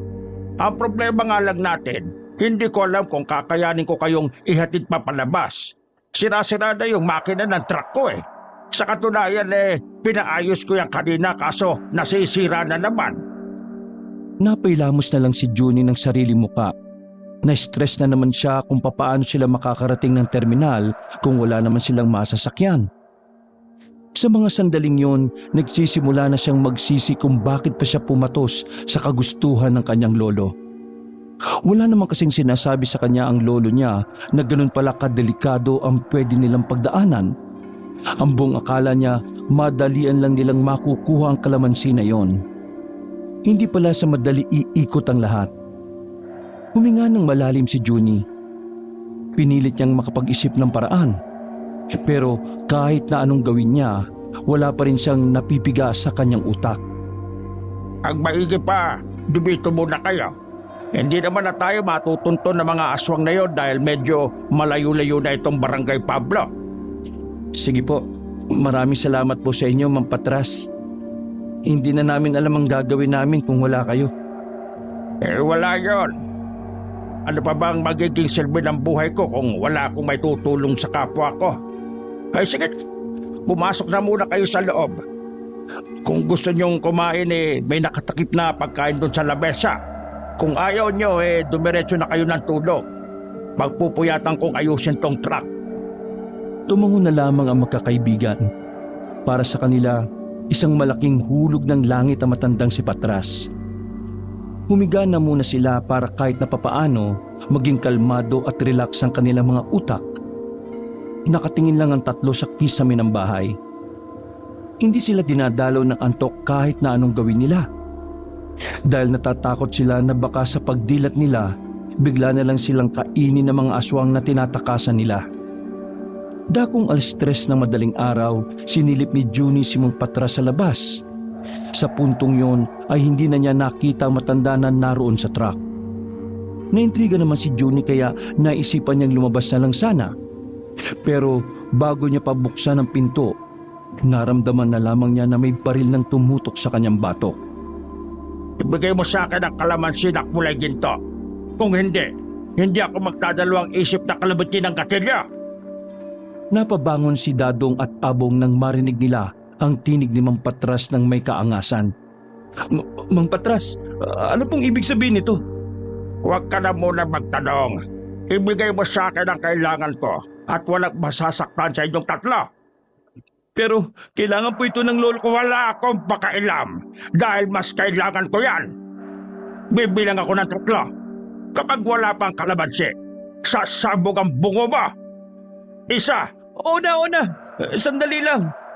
Ito na nga, di ba? Nakatutok pa rin ang shotgun sa ulo ni Juni nang lumapit ito sa kanyang bag. Kahit labag sa kanyang kalooban, napilitan na lang din siyang isuko yon kay Mang Patras. Mang Patras, akala ko pa naman mabuti kang tao. Mabuti akong tao, pero handa akong maging pinakamasama para lang sa taong pinakamabahal ko. Ang sweet mo naman pala, idol. Lakad! Ha? Lakad! Lumakad kayo papunta doon sa likuran ng bahay ko. Bilisan niya! Sunod-sunuran ng tatlo sa gusto ni Mang Patras. Anumang maling galaw nila, siguradong isa sa kanila ang bubulagta. Tumigil sila sa isang parang butas ng imbornal. Inutusan ni Mang Patras si Dadong para itaas ang bilog na bakal na takip. Bumaba kaya! Eto na nga. Huwag ka nang sumigaw. Di naman kami bingi. Visit na to. Sumasagot ka ba? Duwag ka na bali! Sige na! Bumaba na kayo! Bilis! Isang underground na nasa baba ang butas na yon. Maliwanag sa ilalim dahil sa naglalakihang lampara. Pero ang mas kinagulat nila roon ay ang isang matandang babae na nakakulong sa rehas sa bandang dulo ng underground. Isa-isa silang ginapos ng matandang si Patras. Pagkatapos noon ay saka yun umupo sa harapan nila sa ibabaw ng lamesa. Malungkot ang mukha ng matanda, kaya naramdaman ni Junie na hindi yun likas na masama. Mang Patras, asawa mo ba yung nakakulong na yan? Tumango si Mang Patras. Bakas ang pangungulila sa mga mata nito. Oo, asawa ko siya. Nagsinungaling ako sa inyo na patay na siya dahil nung una, inakala ko na mga aswang kayo. Natakot ako na baka kapag nalaman yung nandito ang asawa ko sa ganyang kalagayan bigla niyo siyang kunin. Kahit na anong ipaliwanag mo, traitor ka pa rin. Kinuha mo ang kalamansi na pinaghirapan namin. Mang Patras, alam kong hindi ka masamang tao. Ramdam ko na yung ginawa mong pagtulong sa amin talagang bukal sa puso mo. Pero nang marinig mo yung tungkol sa kalamansi, bigla kang nagbago. Napansin ko yun. Aminin niyo sa akin, aswang din ba ang asawa mo kaya mo kinuha yung ginintuang kalamansi sa amin? Ngumiti ng mapait ang matanda. Masaya kaming nagsasama noon ng asawa ko. Pero isang araw, naisipan niyang dumalo sa Barangay Pablo. Wala akong kalam-alam na mga aswang pala ang mga nakatira doon. Pag-uwi niya, isang araw bigla na lang siyang naging aswang. Naging biktima siya ng yanggaw. Mula noon, wala na akong magawa kundi ang ikulong siya. Maraming taon na rin ang ginugol ko para lang makahanap ng makakapagpagaling sa kanya. Kaya patawarin niyo ko kung ginawa ko ito. Pero masama pa rin ang ginawa niyo. Magnanakaw at magbabanta ang kaso niyo. Maiintindihan mo lang ako kapag naranasan mo na rin malagay sa alanganin ng mahal mo sa buhay. Mang Patras, kung kailangan niyong gamitin yan para sa asawa niyo, sige, hindi kita pipigilan. Seryoso ka ba? Halos mamatay-matay tayo dyan sa kalamansi na yan tapos papayag ka na makukuha niya lang yan ng kanyang kadali? Okay ka lang ba talaga? Tsaka di ba, gagawin ng lolo mong gamot ang kalamansi na yan para mas maraming gamot ang magawa niya? Bakit hindi ka nalang maghintay, Mang Patras? Babalik kami rito kapag nakagawa na ng panlunas ang lolo nitong si Junie. Wala na akong oras. Ngayong nagbalik na ang hari ng mga aswang, sigurado akong maapektuhan din noon ng asawa ko. Kailangan na niyang gumaling sa lalong madaling panahon.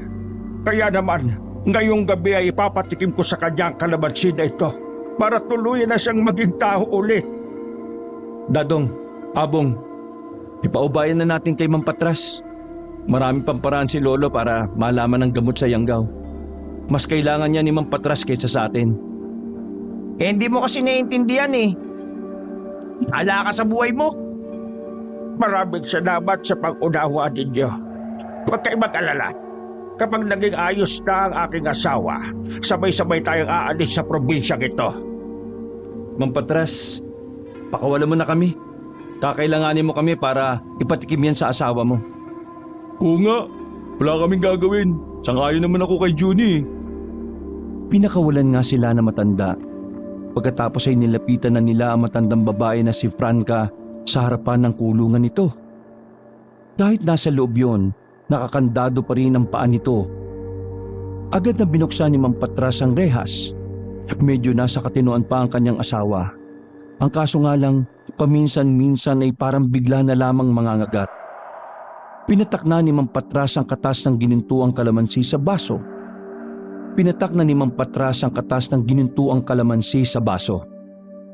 Judy, may tiwala ako sa inyo. Nakikiusap ako. Ipainom mo ang katas ng ginintuang kalamansi sa asawa ko. Ako na ang bahalang pumigil sa pagpupumiglas niya. Kinuha na ni Junie ang maliit na baso kung saan naroon ang kalamansi. Si Mang Patras naman ay niyakap sa likuran ng matandang babae at tinawakan sa magkabilang panga. Medyo nangihina pa si Franca kaya hindi nahirapan si Patras na pabukahin ang bibig nito. Walang sinayang na pagkakataon si Junie. Binuhos niya sa bibig ng matandang babae ang kalamansi na nasa baso. 1 minuto lang nang dumaloy na yon sa katawan ng matanda, bigla na lang yung bumagsak sa sahig at nangisay. Oh, tingnan niyo ang kalokohan niyo. Mamamatay pa yun sa ginawa niyo eh. Anong nangyayari sa asawa niyo? Franca, mahal ka! Lumabang ka! Labanan mo ang pagiging aswang mo! Ikiusap ako sa iyo! Rinig nilang parang umiiyak na ang matandang si Patras. Pero tumigil yon sa pag-iyak nang hindi na nangisay si Franca. Parang isang magic lang na nawala na ang mga ugat na nakaumbok sa iba't ibang parte ng katawan nito. Franca, naririnig mo na ba ako? Tumutango ang matandang si Franca.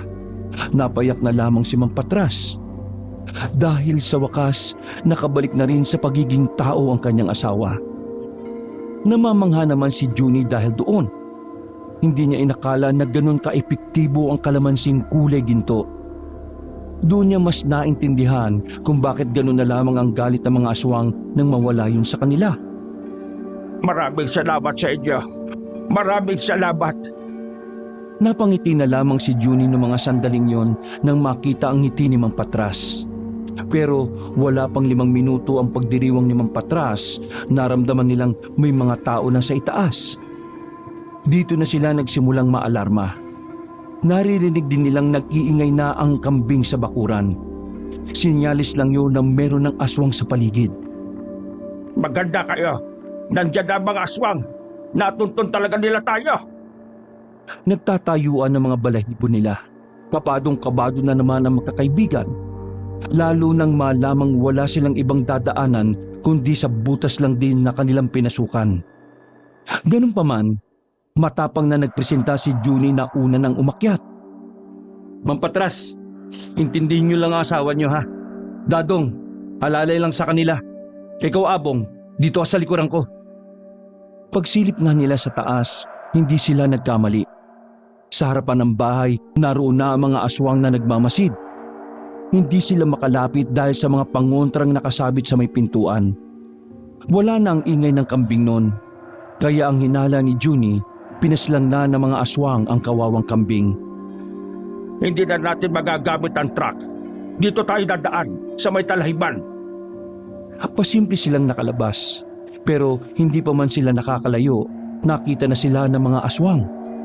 Inagaw ni Junie ang shotgun kay Mang Patras. Marunong ka ba dyan? Oo, may ganito si Papa. Nung una ay naglalakad lang ang mga aswang habang nakasunod sa kanila. Pero nang magpaputok na si Junie, doon na sila naalarma at kung saan-saan na sumuot. Asintado naman ang binata kaya kahit papaano ay natatamaan niya ang mga sumusunod sa kanila. Ang problema nga lang nila, hindi nila alam kung saan ang tungo nila. Maging si Mang Patras kasi ay hindi na rin alam ang gagawin.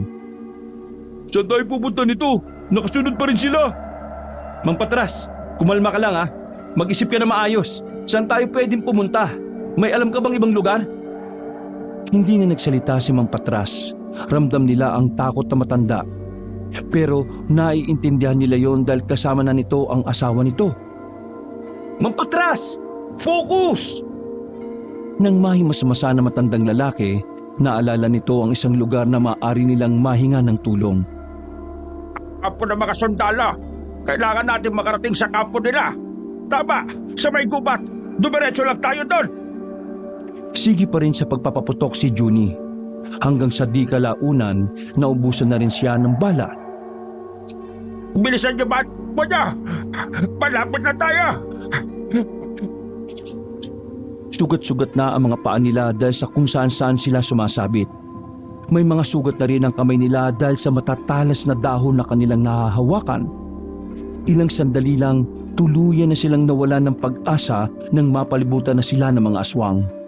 Sa takot, napaupo na lang sila noon ng mga sandaling yon. Walang ya. Ito na yata ang katapusan ng kalokohan natin eh. Isang pamilyar na tinig ang kanilang narinig. Pagtingin nila ay nakita nila si Aling Lumen. Agad nitong nilapitan si Junie. Galit na galit nitong hinawakan ng binata sa buhok at sa pilitang iniangat. Nasaan ang gininto ang kalamansi? Napatingin si Junie kay Mang Patras. Nang makita niya magsasalita ng matanda ay inunahan niya ito. Nawala! Kinuha sa amin ng isang aswang! Tingin mo maniniwala ako sa ganyang dahilan ba? Nakatikim ng malakas na sampal si Junie. Sumabit pa ang kuko ni Aling Lumen kaya nasugatan ng bandang panga ni Junie. Ngunit kahit na ganoon, hindi siya nagpakita ng kahit kaunting takot. Tinapangan niya pa ang kanyang kalooban. Hindi siya papayag na mapaamin siya dahil kapag nagkataon, si Mang Patras at ang asawa naman nito ang unang mapapahamak. Kung ayaw mong maniwala, patayin mo na lang ako. Tatanong-tanong ka, ayaw mong maniwala. Eh di sana hindi ka na nagtanong. Tama ang sinabi ni Junie, Aling Lumeng. Merong isang aswang na mayabang. Hinarang niya kami. Habang papalis kami. Kinuha niya ng pwersahan sa amin yung hawak-hawak naming kalamansi. Uy, anong ginagawa mo? Makisakay ka na lang. Aling Lumeng, hindi namin alam kung para saan ang kalamansi na yon. Ang alam ko lang, nakakagamot yun ng malubang ubo. Yun ang dahilan kung bakit namin yung kinuha. Pero maniwala man kayo sa hindi, dinekwat sa amin yun ng kapwa nyo aswang. May nagtatraidor sa inyo. Nandito yung aswang na tinutukoy namin, no? Agad na napatingin sila Junie kay Abong. Hindi nila inaasahan na yun ang gagawing alibay ng binata. Hindi ko sasabihin kung sino. Kung gusto mo malaman, pakawalan mo kami at siguradong hibang ka rin, ano? Ano sa tingin mo? Pwede mo akong utusan? Bahala kayo sa buhay ninyo. Kung maibalik nyo o hindi, wala na kaming pakialam. Sinira na ninyo ang inaasahan naming pista. Ginalit nyo ang hari namin. Kaya ngayon, mamamatay na kayong lahat. Mga walang kwentang tao! Tudumugi na sana sila ng mga aswang nang biglang dumating ang mga sundalo na nagkukuta malapit lang sa kanilang kinalalagyan. Naalarma si Aling Lumen nang sunod-sunod na nagpaulan ng maraming bala mga sundalo. Walang ibang nagawa ang mga aswang kundi ang magsitago na lamang sila sa mga puno. Mga sundalo! Islangin ang mga yan! Mapapangis na nagsiangin ang mga aswang. Inatake ng mga ito ang mga armadong sundalo na talaga namang magagaling din sa pakikipaglaban. Dahil sa lubang veterano at batika ng mga sundalo, napilitan na lamang na umalis sa mga aswang. Ilan din kasi sa mga yon ay mga sugatan na rin. Maging si Lumen din ay tinamaan na sa bandang puwetan. Nang dumistansya na ang mga aswang, ay saka naman lumapit sa kanila ang mga sundalo. Sa sobrang tuwa, napayakap pa si Abong sa mga yon. Sir, maraming salamat po. Sobrang salamat! Dinala sila sa kampo. Doon ay nakapagpahinga sila kahit na papano. Buong akala nila ay magiging ligtas na sila roon. Pero bago mag-umaga, hindi nila inaasahan na babalik pala ang mga aswang. Nagulantang na lamang sila nang biglang umatake ang mga yon sa kampo ng mga sundalo. Dahil doon, nagsimula na naman ang mga putukan. Kakaiba at mabibilis na ang mga aswang na nakakalaban nila noon. Habang sila Junie naman ay nakatago lamang sa loob ng isang tent. Wala ba tayong gagawin? Hindi na normal ang mga aswang na kinakalaban nila. Kailangan nating tumakas. May isang sundalo na pumasok sa tent at sinabihan silang umalis na sa area. Agad naman silang sumunod. Habang tumatakbo sila patungo sa mga sasakyan ng mga sundalo na nakaparada sa kalye, biglang inatake ang dalawang sundalo na kasama nila. Ang isa ay nadali sa bandang leeg at balikat. Ang isa naman ay nakagat sa kamay at braso. Pinauna na sila ng dalawang sundalo. Nang matanong na nila ang mga sasakyan, pinauna naman ni Junie si Mang Patras at ang asawa nito. Mang Patras, sige na! Mauna na kayo! Paano ka? Diyos ko, nagtanong pa talaga. Mahal mo ang asawa mo, di ba? Unahin mo siya. Abong, alalayan mo sila. Dali! Pauna kami pero sumunod ka ha. Oo, sige na! Sasamahan kita. Binalikan nila ang 2 sundalong sugatan. Inalalayan nila yung makatayo. Nang makita nilang hindi na kayang humawak ng baril ang 2 sundalo, inagaw na nila ang mahabang baril at sila na ang nagpaputok. Sir, pasensya na po pero mamamatay tayo kapag wala kaming ginawa eh. Niretret nilang 2 ang mga aswang na gumagapang-gapang sa mga puno. Wala silang matamaan, pero dahil sa kanilang ginawa, nagkaroon sila ng espasyo para unti-unting tumungo sa kalsada. Dadong, alalayan mo sila sir! Bilis! Gigewang-gewang ang 2 sundalo dahil marami-rami na rin ang sugat ng mga yon. Kahit na ayaw iwan ni Dadong ang kaibigan na si Junie, sinunod na lamang niya yon dahil alam niyang yun ang mas makabubuti. Habang si Junie naman, sige lang sa kakaratrat sa kung saan-saan. Sa hindi inaasahang pagkakataon, hindi na niya nakita ang isang aswang na nakarating na pala sa kanyang likuran. Hinagat siya noon sa likod. Mabuti na lang ay mabilis ang reaksyon ng binata. Kaya agad din naman siyang nakadistansya. Ganun pa man, naging dahilan ng hapdi sa kanyang likuran para mapabagal ang kanyang kilos. Mga alintik kayo! Hindi ko kayo titigilan! Nang may lalapit na sanang isang aswang sa kanya, niratrat niya yun sa muka. Bulagta ang aswang. Kaya naman sinamantalan niya na yun para tumakbo ng paika-ika.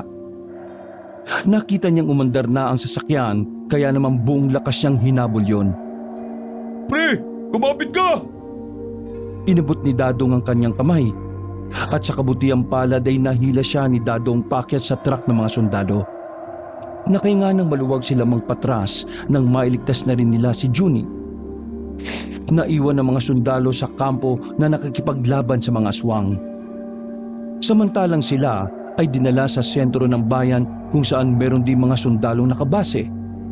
Doon ay ginamot ang kanilang mga sugat. At nanghingan sila ng statement kung ano ang mga nangyari, hindi makapaniwala ang mga sundalo sa kanilang ikinuwento. Hindi na nila pinilit pang paniwalaan sila ng mga yon. Ang mahalaga na lamang kina Junie ay nakaligtas sila sa tangkang pagpatay sa kanila ni Aling Lumen. Ganun pa man, hindi pa rin napapanatag ang kalooban ni Junie. Dahil sa kanilang pagtakas, tiyak na mas lalong magagalit ang mga aswang. At lalong-lalo na ang hari nila. Kumusta na ang pakiramdam mo? Tanong na matanda ng puntansya nito sa isang tent na may nakalatag na kama. Maayos-ayos naman po ang pakiramdam ko. Salamat sa mga sundalong nurse na gumamot sa akin. Ayaw tayong paniwalaan ng mga nakatataas dito. Ang iniisip nila, rebelde lang ang naengkwentro ng mga kabaro nila. Hindi na po natin dapat intindihin yan, Mang Patras. Nakaalis na tayo sa Barangay Pablo. Yun ang pinaka-importante. Maraming salamat kasi ang daming sakripisyong ginawa nyo para sa amin. Ibang-iba ka sa 2 mong kaibigan, lalong-lalo na kay Abong. Natawa na lamang si Junie. Alam ni Junie na hindi pa doon nagtatapos ang kanilang laban. Dahil sa oras na malaman ng kanyang lolo mga nangyari, natitiyak niyang muling magsisimula ang bagong laban. Isang matinik na albularyo laban sa hari ng mga aswang. Lumipas ang 1 linggo mula na makabalik na sa Maynila ang magkaibigang Junie, Dadong at Abong. Masaya naman kahit papaano ang lolo ni Junie na si Mang Anton dahil nakauwi silang ligtas. Pero ganun pa man, hindi pa rin maiiwasan na magkaroon ito ng kaunting panghihinayang. Sa loob ng isang bahay sa Quiapo ay pansamantala na munang nanirahan ng magkakaibigan sa bahay ng albularyong si Mang Anton. Hindi pa nila kayang bumalik sa kanilang bahay dahil na rin hindi pa magagaling ang kanilang mga sugat. Asensya na, hindi ko rin alam na si Mirna ay isa palang aswang. Nakilala ko lang kasi siya noon sa Capiz. Ang alam ko lang, isa rin siyang albularyo at hawak niya ang gininto ang kalamansi. Pero wala akong nalaman tungkol sa kanya na isa pala siyang aswang. Salamat sa Diyos at nakabalik pa kayo ng ligtas. Salamat po sa mga sundalo at kay Mang Patras. Anong salamat kay Mang Patras? Isa nga ang dahilan kung bakit wala tayong naiuwi kay Mang Anton eh. Uy, kumalma ka na nga. Isang linggo na nakakalipas, gigil na gigil ka pa rin. Eh sinong hindi manggigigil? Naiwan ko yung sapatos ko dahil sa pagpunta nun. Tapos yung pinaghirapan nating kalamansi, pinamigay lang ni Juni kay Mang Patras nang dahil sa awa. Sige na, tama na yan. Hindi na natin may babalik ang nangyari na. Ang mahalaga ngayon ay alam ko ng totoong may mga aswang nga sa probinsya ng Siquijor. Juni, dumito muna kayo sa bahay ko habang pinapagaling niyo ang mga sugat ninyo. Kapag ayos na kayo, saka na kayo umuwi sa inyo. Basta isarado nyo lang maigi itong bahay ko, ha? Elo, saan ka na naman pupunta? Huminga ng malalim ang matanda. Tumayo ito sandali at kinuha ang kapeng lumalamig na sa lamesa. Pupunta ko ron. Tatapusin ko ang nasimulan ko noon. Nasimulan? Mahabang kwento, Juni. Kaya wag mo nang alamin. Sundin mo na lang ang sinasabi ko. Elo, kasama ako. Gusto kong bumalik doon para paslangin ng mga aswang na yun. Delikado ang pupuntahan ko. Hindi lang yan basta. Kung delikado, di mas kailangan mo talaga ng kasama. Napakamot na lamang sa ulo ang matandang si Anton. Aminado rin naman siya na kailangan niya rin ng magiging alalay. Tumingin si Juni sa kanyang dalawang kaibigan. Hindi man nagsasalita ang dalawa, ay alam na niya agad na wala ng balak pang sumama ang mga yon. Kaya naman hindi na lang din niya inimbita pa si Dadong at Abong sa laban na yon. Ilang araw lang ang nakalipas, sumama na rin si Juni sa kanyang lolo Anton. Sakay ng barko, bumiyahe sila patungong Siquijor. Sobrang habang biyahe ang tinahak nila para lang makarating doon. Pero dahil hindi naman sila pwedeng dumiretso agad sa Barangay Pablo nang walang matinong plano, sa sentro ng bayan na muna sila naghanap ng matutulugan. Pagbaba nila ng tricycle sa harap ng isang apartment, nagulat ang maglolo nang bumaba rin sa kabilang tricycle si Dadong at Abong. Gagi, bakit kayo nandito? Akala ko ba ayaw nyo? Nagkakahiyaan pang magsalita ang dalawa. Sira ba mga ulo nyo? Narinig nyo naman ang sinabi ni Lolo Anton, di ba? Delikado. Hindi ko naman kayang isipin na iwan kita sa ere. Siyempre kasama mo ako rito nung una, kaya dapat kasama mo ako ulit hanggang sa uli. Anak ng tokwa naman. Ikaw? Sumama lang ako rito kasi hahanapin ko yung sapatos ko. Sinungaling. Ikaw nga bumili ng ticket natin sa barko eh. Total, nandito na rin naman kayo. Ito lang ang palagi niyong tatandaan. Pakikinggan niyo lahat ng sasabihin ko. Dahil lahat ng sasabihin ko, yun ang makakabuti. Naiintindihan niyo ba? Mang Anton, sigurado po ba kayo na na lalabanan niyo yung mga aswang sa Barangay Pablo? Yun ang laban na hindi ko naipanalo noong kasama ko mga kapwa ko albularyo. Kaya ngayon, yun ang ipapanalo ko. At mangyayari lang yun kung makikisa kayo sa akin. Huwag kayong mag-alala, Lo. Subok na ang serbisyo naming tatlo. Alam ko naman na hindi kayo mga tanga. Pero sa susunod, wag na wag kayong magpapadala sa emosyon. Kung meron kayong gustong maabot, doon kayo magpo-focus. Wala kayong pakialam sa iba. Bit-bit ang kanilang mga gamit ay lumapit na rin sila sa apartment na nasa harapan. Hindi naman kalakihan ng mga apartment na naroon. Dadalawang tao lamang ang kakasya sa iisang kwarto. Kaya naman bumukod na lang si Dadong at Abong. Katabi lang naman ng kwarto nila Juni ang silid ng dalawa. Nang sumapit ang gabi, ay biglang pumunta si Dadong at Abong sa kanilang silid. Nagmamadaling hinila ng dalawa si Juni hanggang sa makarating sila sa ibaba. Narinig nilang nag-uusap ang ibang nangungupahan doon tungkol sa mga aswang. May kakaunting kaba na nararamdaman si Juni habang nakikinig sila. Hindi nila inakala na hanggang sa sentro ng bayan ay makakarating na rin ang tungkol sa mga nilalang na yon. Na kung tutuusin, hindi na yon aabot doon dahil bukod sa malayo ang Barangay Pablo, liblib na lugar din ito na hindi basa-basa mararating ng kung sino lang. Isang linggo lang tayong nawala. Feeling ko, marami na agad ang nangyari. Oo, kanina nga narinig ko eh. May mga sundalo at rebelde din daw ang inatake ng mga aswang. Palagay ko, pinaghaharian na nila yung kagubatan eh. Kailangan malaman ito ni Lolo Anton. Nasaan nga pala ang lolo mo? Bakit wala sa kwarto nyo? Hindi ko alam. Ang sabi niya kanina, magbibigay lang siya ng bayad sa landlady. Pero hindi pa nakakabalik eh. Sinuyod-suyod pa ni Junie ang paligid para tingnan kung naroon ang kanyang lolo. Pero sa kasamaang palad, wala yun doon. Bumalik na lamang sila sa kanilang silid at saka hinintay na lamang na makabalik ang matandang si Anton. Kumusta na kaya si Mang Patras at ang asawa niya, no? Malamang happy-happy na. Magkasama na ulit eh. Kailan daw ba tayo magbabalik sa Barangay Pablo? Bukas. Sabi ni Lolo, babalik tayo doon bukas. Pero kailangan natin mag-disguise. Teka. Parang kinakabahan ako sa disguise na yan ah. Hintayin na lang natin kung anong magiging plano ni Lolo Anton. Dakong 11:00 na ng gabi na makabalik ang matandang si Anton sa apartment. Nawala ang antok ng magkakaibigan nang pumasok ito sa silid. Kalmado at walang bakas ng kaba si Mang Anton. Pero nararamdaman ni Junie na meron itong masamang balita. Galing ako sa Barangay Pablo. Ano lo? Galing kayo sa Barangay Pablo?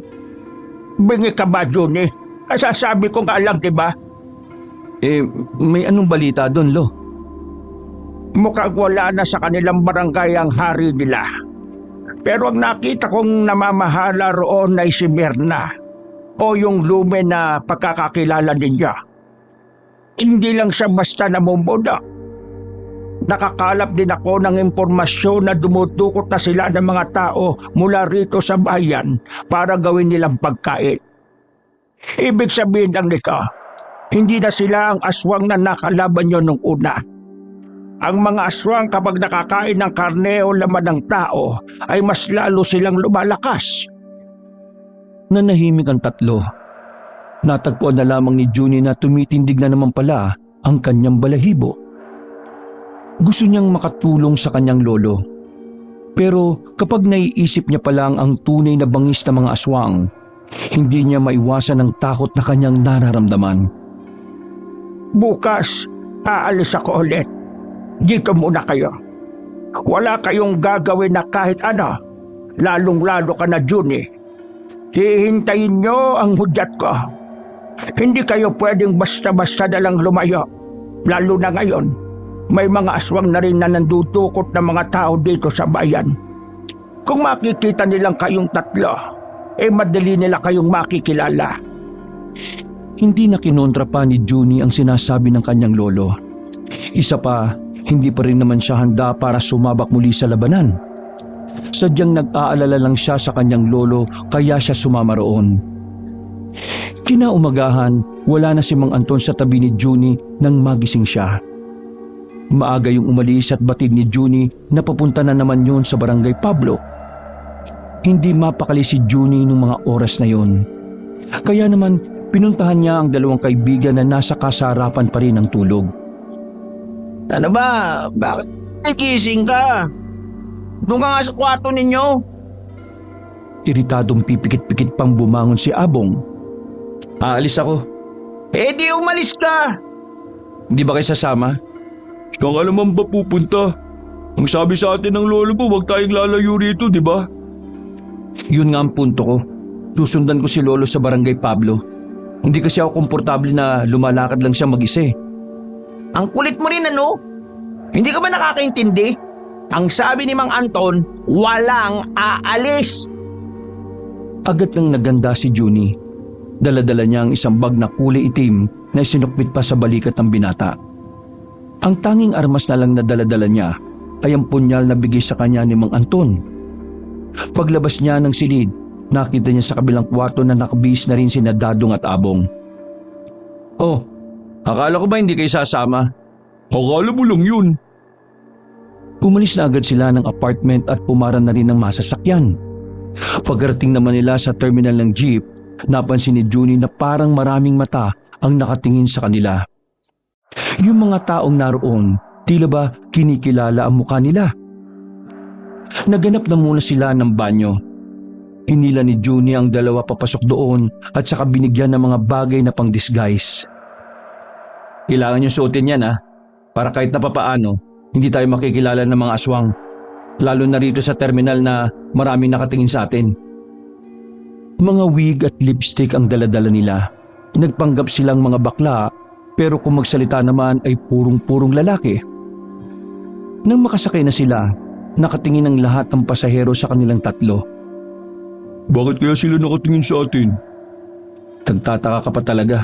Malamang, naka-lipstick tayo eh. Tapos ikaw, Dadong, balbasarado ka pa, hindi mo malang inahit ang balbas mo. Pero ang hindi nila alam na magkakaibigan, sa loob ng jeep na kanilang sinasakyan, merong dalawang aswang doon na tila pilit lang silang minumukaan. Hindi na lamang nila yon pinansin para hindi makahalata. Lumipas lang ang maraming minuto ay tumigil na rin ang jeep.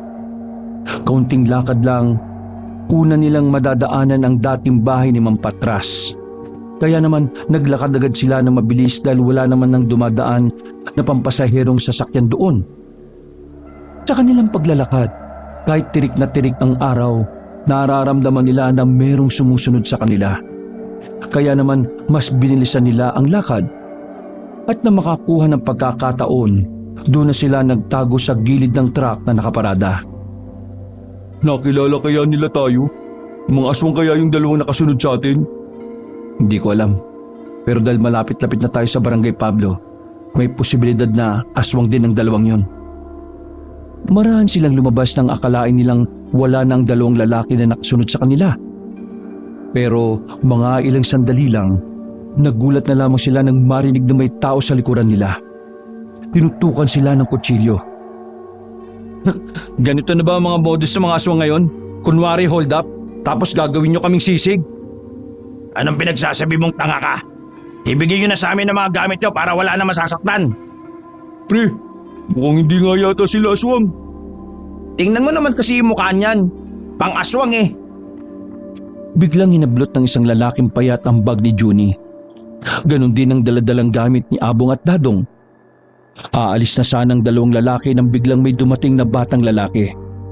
Agad nitong sinagupa ang dalawang holdupper. Sa takot ng dalawa, nagmamadali yung tumakbo at binitiwan na lamang ang mga kinuhang bag sa magkakaibigan. Nakilala nila Junie ang batang nagligtas sa kanila. At yun ay walang iba kundi si Bibo. Dinampot ng bata ang kanilang mga gamit at isa-isang iniabot sa kanila. May halong pag-aalangan pa nang tanggapin nila yon. Bakit kayo bumalik? Ligtas na sana kayo eh. At pwede na kayo mamuhay ng payapa. Pero anong ginagawa niyo sa probinsyang ito? Hindi dapat kayo narito dahil lahat ng aswang nagalit sa ginawa ninyo. Lumayo ka sa amin, aswang ka! Baka kung ano magawa ko sa iyong bata ka! Hindi ka ang kausap ko. Aba! Ano ba nangyari sa Barangay Pablo? Umalis na nga rin ng mga aswang at walang kasiguraduhan kung kailan siya babalik. Pero ang mga aswang ay mananatili ng aswang habang buhay. Hindi na dapat kayo bumalik pa dito eh. Inilalagay niyo lang ang mga sarili niyo sa alanganin. Eh bakit naman kami maniniwala sa iyo ha? Dahil ako ang may alam, ikaw ang wala. Wala talagang galang ang batang ito ah. Umayos ka rin kasi makipag-usap. Nandito kami para sa mga aswang. Kasama namin ang lolo ko. Kakalabanin niyo ang mga aswang. Wag na kayo magtangka. Malalakas na ang mga aswang na hawak-hawak ni Aling Lumin. Hindi kayo ubre sa kanila. Mamamatay lamang kayo. Kahit na papaano, may parte naman ng utak ni Junie na tila naniniwala sa sinasabi ng bata. Una pa lang naman kasi, hindi naman talaga masamang aswang ang tingin niya sa bata at sa atin itong si Edina. Sa mga sinasabi ng batang si Bibo, hindi maiwasan ni Junie na kabahan para sa kanyang lolo.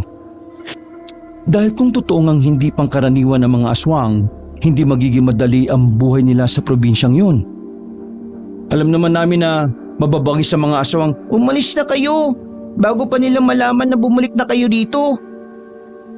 Hindi na nakapagsalita pa si Junie. Sa tinig ng bata, mas nararamdaman niya ang panganib na maaaring nakaabang sa kanila. Bumuntong hininga na lamang si Junie. Pinagpatuloy na lamang niya ang paglalakad hanggang sa marating na rin nila ang dating bahay ni Mang Patras. Nagtaka sila nang makitang may mangilan-ngilang tao na naroon. Lahat ay nakaitim. Nang sumili pa sila ng bahagya, sunod nilang nakita ang dalawang kabaong na naroon sa bakuran. Kinabahan na si Junie ng mga sandaling yun. Paglapit nila ay napatigil ang mga tao nang makita ang mga itsura nila.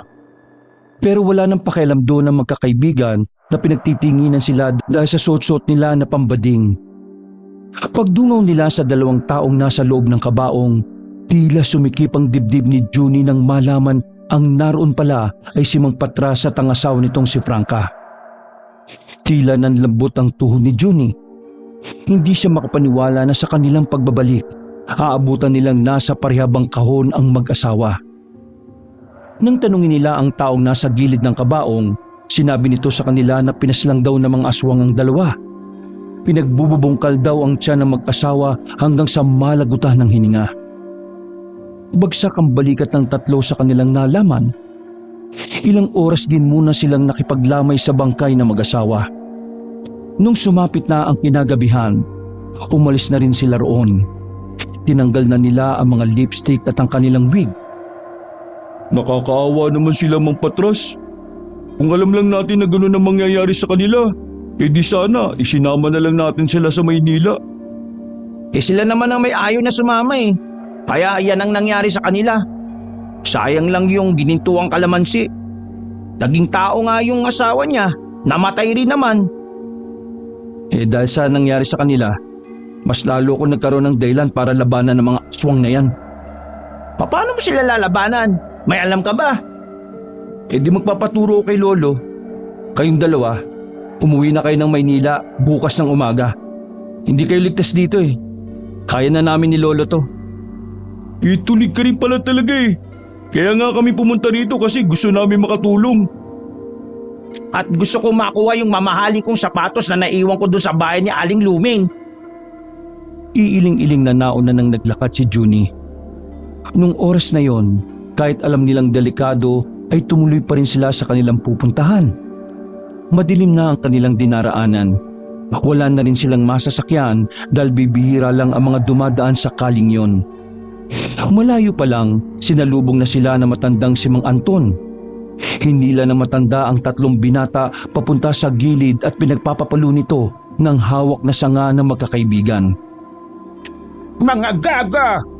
Di ba sinabi ko sa inyo? Ang sabi ko, hindi kayo lalabas maliban na lang kung nagbigay na ako sa inyo ng hudyat! Pero dahil sa kalungkutan ng pagkawala ng mag-asawa, tila hindi maramdaman ni Junie ang pagpapalo sa kanila ng kanyang lolo.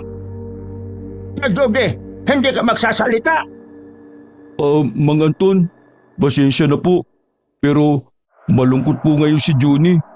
Sila Mang Patras kasi, yung tumulong sa amin na makatakas, patay na eh. Pati yung asawa niya. Ha? Bakit naman daw namatay? Sabi po ng mga tao sa burol, pinatay daw ng aswang. Malakas po ang kutob namin dahil sa ginawa ni Mang Patras sa pagtulong sa amin. Kaya sila pinaslang ng mga aswang. Kung ano man ang nangyari sa kanila, hindi niyo pa rin dapat sinaway ang mga paalala ko sa inyo. Paano kung kayo naman ang napahamak? Di nagkandaletse-letse na mga plano ko. Lumapit ang bahagya si Junie sa kanyang lolo. Lumuhod ito sa kanyang harapan habang nakahawak sa maugat na kamay na matanda. Lo, nakikiusap po ako. Turuan niyo po ako kung paano humawak ng armas at kung paano lumaban sa mga aswang. Hindi nakapagsalita ang kanyang lolo. Namimilog lamang ang mga mata nito. Sa hindi malamang dahilan, naramdaman ni Mang Anton ang kalungkutan at kabigatan sa loob ni Junie. Dahil hindi pa sila handa para pasukin ang Barangay Pablo, isinama na muna sila ni Mang Anton sa kagubatan. May ginawa kasi ang matanda doon na isang bahay na maaari nilang gawing kampo. Kumpleto na ang mga dingding at bubong. Matinong ilaw na lang ang wala dahil hindi pa ito nakakabili ng maayos na lampara. Ginawa ko ito para meron tayong tambayan na medyo malapit sa lugar ng mga aswang. Dito ko na rin kayo tuturuan ng mga bagay na dapat niyong malaman. Mang Anton, pwede ba naming malaman kung ano ka ba talaga dati? Mukha kasing hindi lang kayo basta albularyo eh. Ngumiti ng malapad na matandang si Anton. Pumesto na sila sa lamesang ginawa rin na matanda. Isa lamang akong albularyo noong araw. Pero may nakilala kong mabangis na manunugis. Ang tawag namin sa kanya ay Tatay Usok. Kaya Tatay Usok ang tawag namin sa kanya dahil sa ang usok ng kanyang tabako ay nakakataboy ng mga aswang. Isa siyang mabangis at mabagsik na manunugis. Marami siyang napatay na mga aswang sa Mindanao. Ang kaso nga lang namatay na siya. Pinaslang ba siya ng mga aswang? Hindi.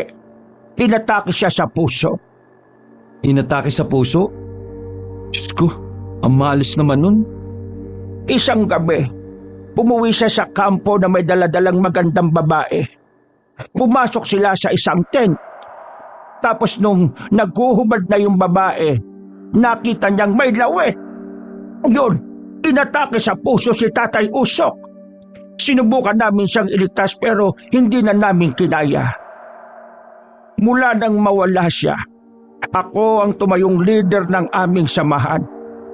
Kaso sa pamamalakad ko, marami ang namatay sa amin. Grabe naman yung kinamatay niya.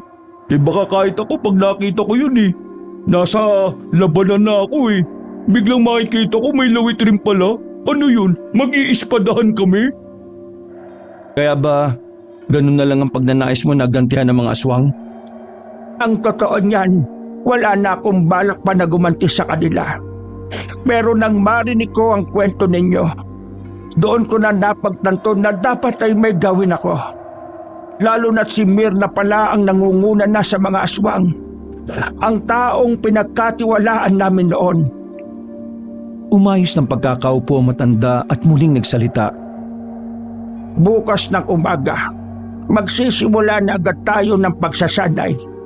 Pagdating ng hapon, kukunin niyo ang mga gamit sa apartment at dito na tayo titira para hindi na tayo nahihirapang magpabalik-balik. Marami pang naikwento si Mang Anton tungkol sa mga napagdaanan niya noong araw. Pero si Junie, tahimik lang siyang nakikinig. Hanggang sa mga oras kasi na yon ay hindi pa rin siya makapaniwala na wala na si Mang Patras. Doon niya mas napagtanto na tunay ngang nasayang ang kalamansing ginto. Kinabukasan ng umaga, kahit inaantok ay nagsibangon na ang tatlo. Tig-isang itak silang hawak. Itinuro ni Mang Anton ang mga basic na galaw at kung papaano dumepensa sa sarili. Itinuro din na matanda kung saan ang pinakamagandang parte ng katawan para birahin ang mga aswang. Pinaliwanag din ni Mang Anton na maraming uri ng mga aswang. Dakong 10:00 ay natapos na rin sila. Nagbihis sila para magtungo sa palengke. Malakas ang loob ng tatlo dahil sa pagkakataon na yon ay kasama nila si Mang Anton. Pagbaba pa lang nila ng tricycle, inayos na nila ang kanilang mga sombrero na tumatabong sa halos kalahati na ng kanilang muka. Hindi sila maaaring makilala ng mga naroon dahil malakas ang kutob ni Mang Anton na hanggang sa pamilihan na yon ay meron na rin mga aswang. Hindi ba to yung palengke na napupuntahan niyo sa Barangay Pablo? Huwag kang kabahan, hindi ito yun. Pero huwag din tayo makampante dahil hindi